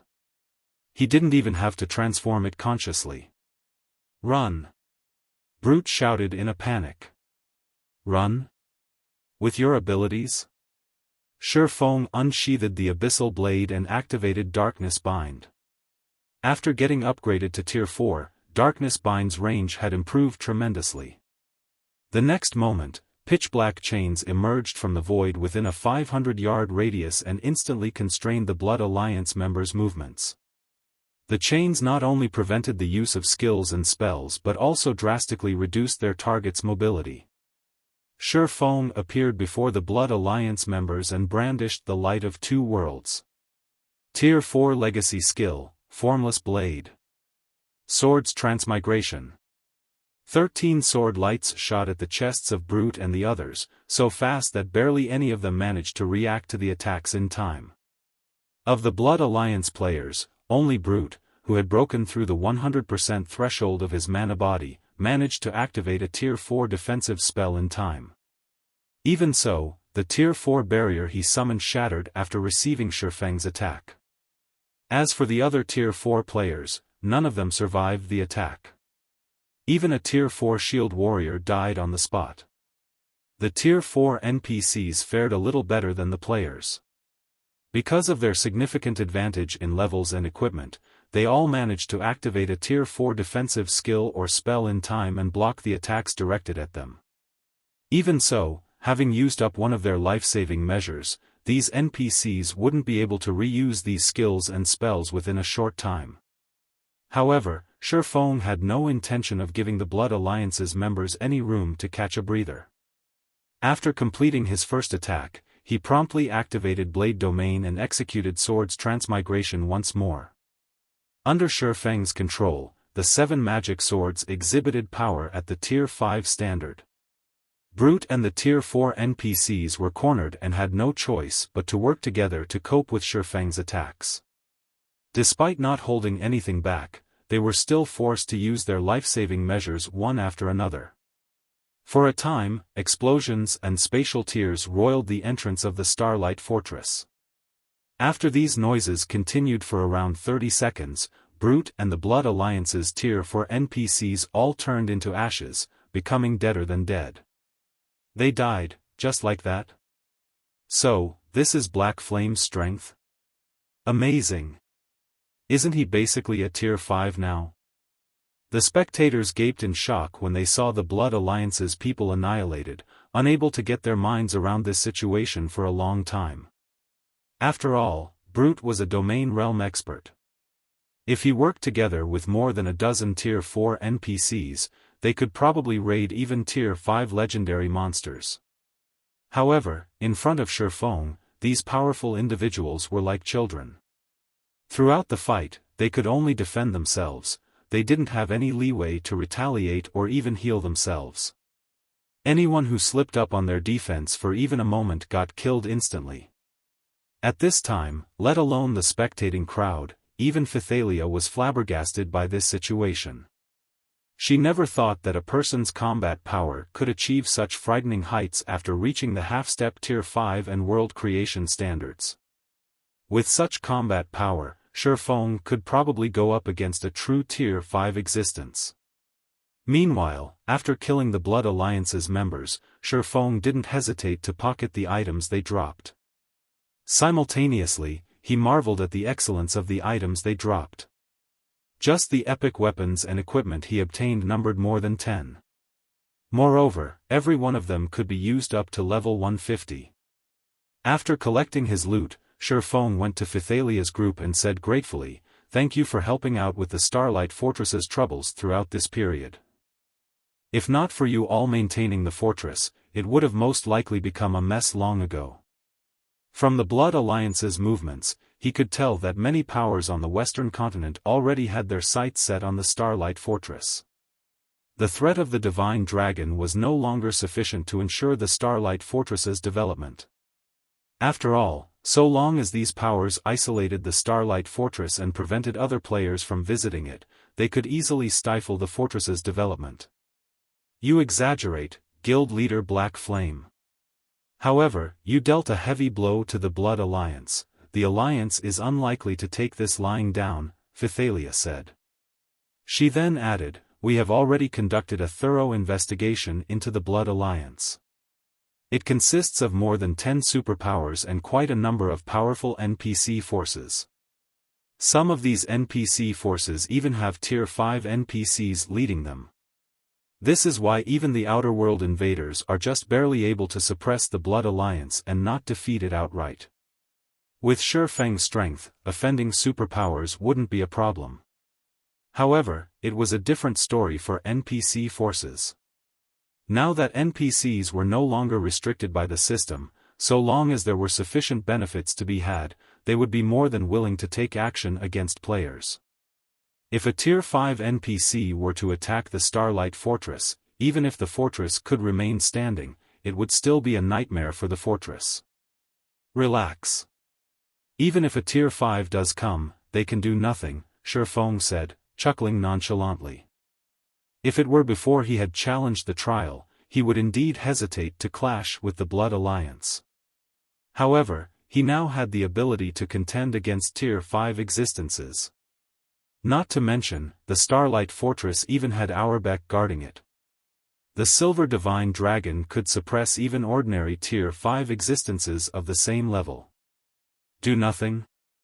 Phythalia's eyes widened in shock. She couldn't help growing curious about the basis of Xiaofang's confidence. In the current era where gods had secluded themselves, Tier 5 existences were considered the strongest combatants in God's domain. This was the same for the outer world. Every Tier 5 individual was a strategic existence that could single-handedly ensure the safety of a region. Hence, she found it inconceivable that Xiaofan already had the ability to go up against Tier 5 existences. Not to mention, these were Tier 5 NPCs they were talking about, not Tier 5 players. "Commander Phythalia, may I trouble you to get me these materials?" Instead of explaining his confidence, Xiaofan took out a list and handed it to Phythalia. "I am willing to purchase them using magic crystals at double the market value." After taking a look at the materials on the list, Phythalia found that although these materials were rare and valuable, gathering them shouldn't be a problem with Divine Tribe's abilities. This shouldn't be a problem, but why would you want to purchase these materials at such a high price? With Zero Wings abilities, you should be able to gather these materials yourself. There's no need to pay double for them, much less pay in magic crystals, Phythalia asked as she looked at Xiaofan strangely. Aside from the magic elven stone, the other materials on the list were relatively easy to obtain for a superpower. So long as Xiaofan returned to the eastern continent, he could gather these materials at any time through Zero Wing. There was no need to pay such an exorbitant price. Read latest chapters at Wuxia World. EU not bothering to hide his motives, Xiaofan explained calmly, I don't have a choice. I urgently need these materials to connect the two continents. I won't have enough if I rely on only the Starlight Fortress's material stockpile, so I have to ask your guild to acquire them for me. Now that he could summon the divine dragon to his aid at any time, he could do many things that he dared not do before. Connect the two continents? Phythalia momentarily doubted her ears and she heard Xiaofan's words. How is this possible? The two main continents of God's domain were incredibly far apart from each other. This was why the various superpowers had desperately contended over intercontinental teleportation arrays. Even so, these teleportation arrays came with a lot of limitations. If Xiaofan really had a way to allow people to travel between the two continents freely, then that would be simply amazing. However, Xiaofan just smiled in response to Phythalia's doubt and did not explain himself further. His past self would indeed be incapable of accomplishing such a feat. However, now that he was a grandmaster magician, combined with the Starlight Fortress's summoning tower, such a feat wasn't particularly difficult.